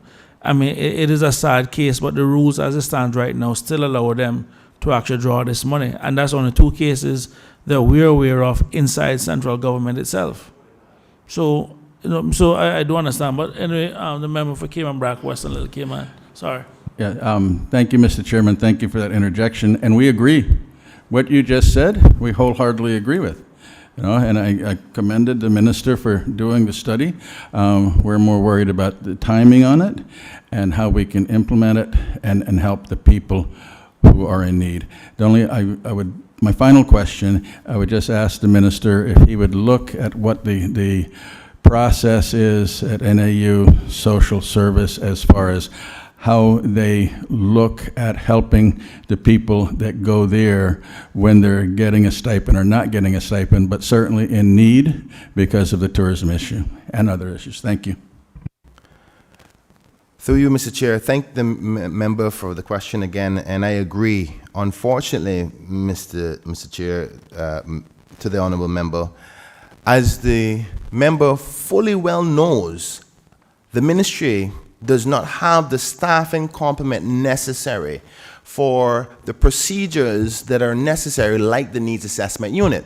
These persons need to have the qualifications and be able to investigate by a line of questioning and checks of, say, for example, if you go to the needs assessment unit and you want help with your rent, you have to show that your bank account doesn't have any money in it. You have to show that your pay stub is X amount of money and that there's a cost-benefit analysis, so to speak, done.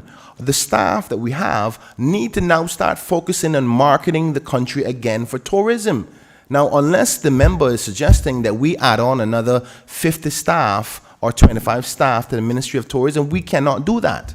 Now, I am now tasked with the responsibility of saying, how do we fairly assess whether persons are in need of this, at the same time have the staff responsible for marketing this country and ensuring the reopening plan is done properly. So I want the member to recognize the complexities of these circumstances without trying to add more staffing, which the government has already approved this budget without having more expenditure by salary. So we're examining that, and I'm certain that we can find a solution if the member is okay to give us more time as we do the proper analysis, because as we said in our SPS, we're a data-driven government and we're going to make the decisions based on what the data tells us. Hence the reason of the survey, and we would hope to announce to the public that those who are genuinely in need will continue to get the help, and those who are back on their feet can be kind-hearted to say, I no longer need the money. Member for Cayman Brac, Western Little Cayman. Thank you, Mr. Chairman. Mr. Chairman, again, I want to thank the minister for his answer. I'm not sure what the answer was to. What I was simply saying in closing was I was just asking the minister to look at what happens between tourism workers who are in the process of trying to get help from NAU. I don't expect anything more than maybe you wanted for your own knowledge of the people in your industry. Are they having issues or are they not having issues? That was the only thing I had as far as the question, and that was what, and I think, right, that you will do that and you will find out because you want to know. Thank you. Through you, Mr. Chair, the member is correct. I did not fully answer the question that you were asking, which is to do the process quite similar to the needs assessment unit. He's correct, that needs to be done. I was suggesting that I may have to examine how that's going to be done, because the technical staff at the Ministry of Tourism can't do that, neither should they be doing that at this particular point, because they need to focus on the reopening plan. So I have to sit down and have an examination of which ministry is going to have to take up that responsibility in order to do so. But I want to ask, I'm glad to hear, rather, that the opposition is willing to support the decision that if necessary and persons are fully back to work, that the opposition will support stopping those persons from getting the stipend.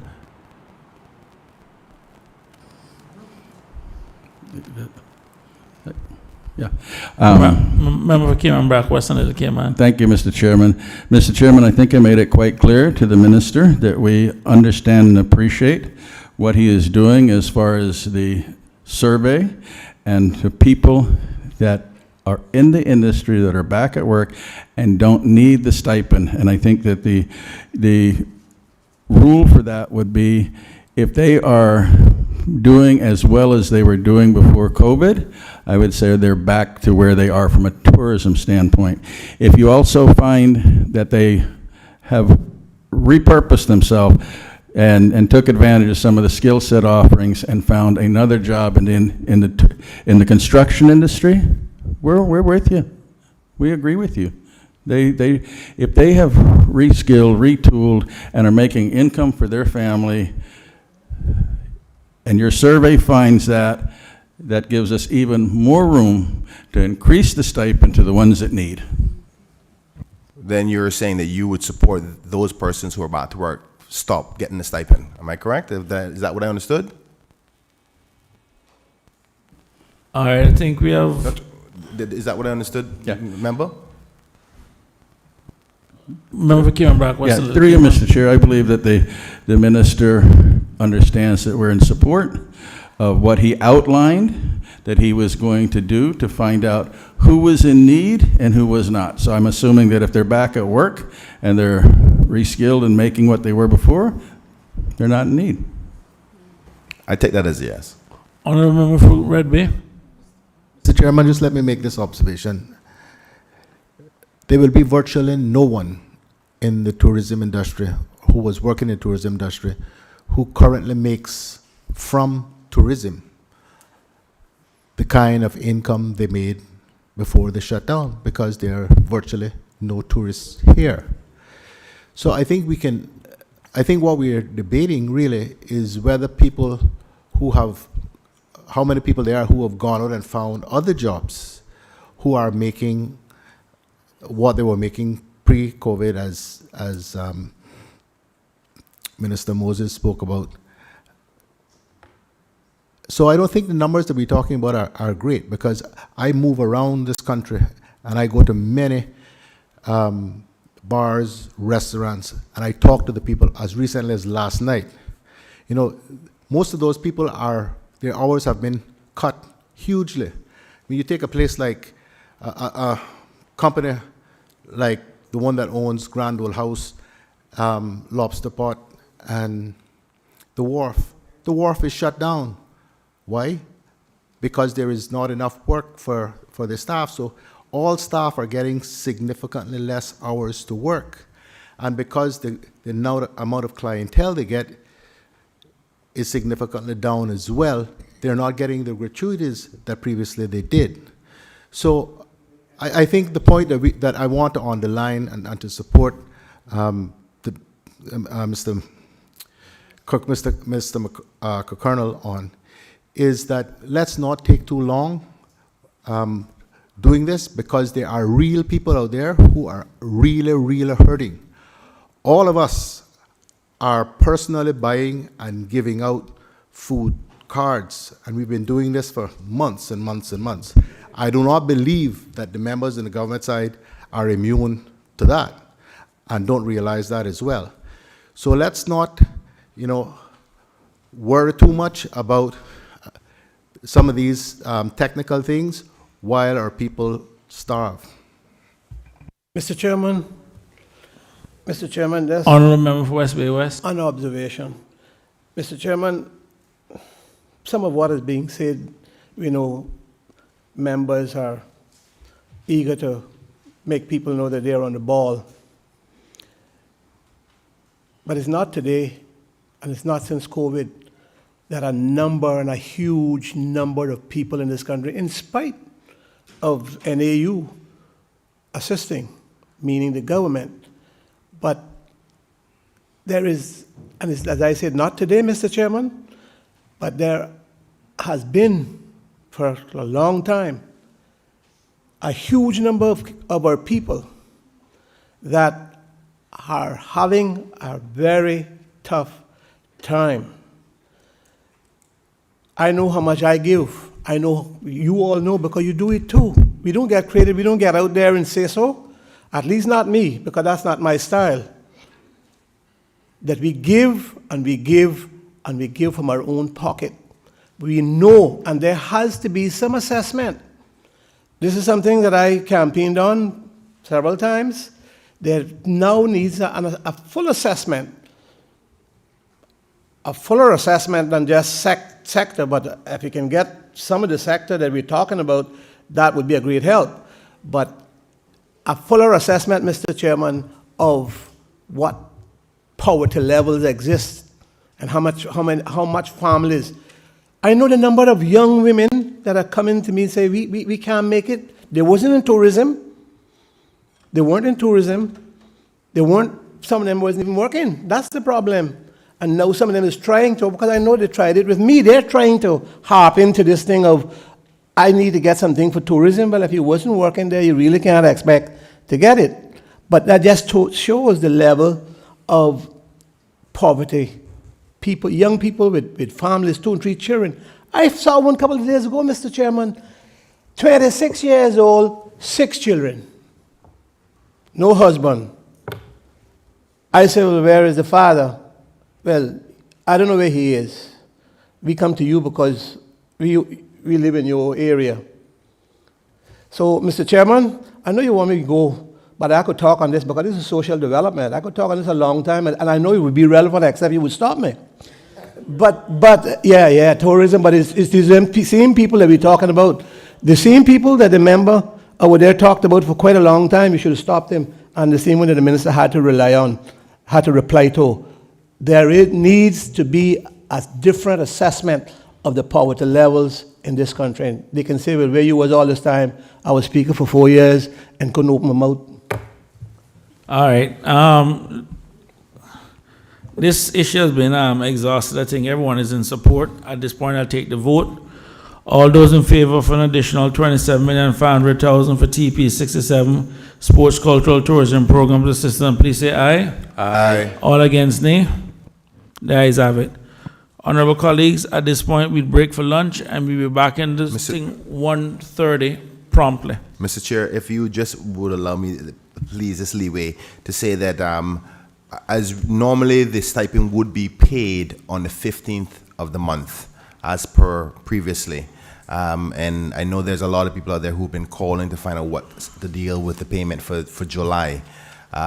Now that we have approved that 27 million, my team will start the process. Actually, we can't start it until it's approved and brought back to Parliament. So the July payment will be delayed at least until after Wednesday, when it is fully accepted by Parliament, and hence the delay with the payment. But you will get your money for July in the next few days. Yeah. All right. Mr. Minister, I know that we're going to take a break now, I think. I just want to thank the staff for... Do you not finish? You got 2 more sections left? Oh, yeah. All right. Back in the thing 1:30. At this point, we'll recess until 1:30.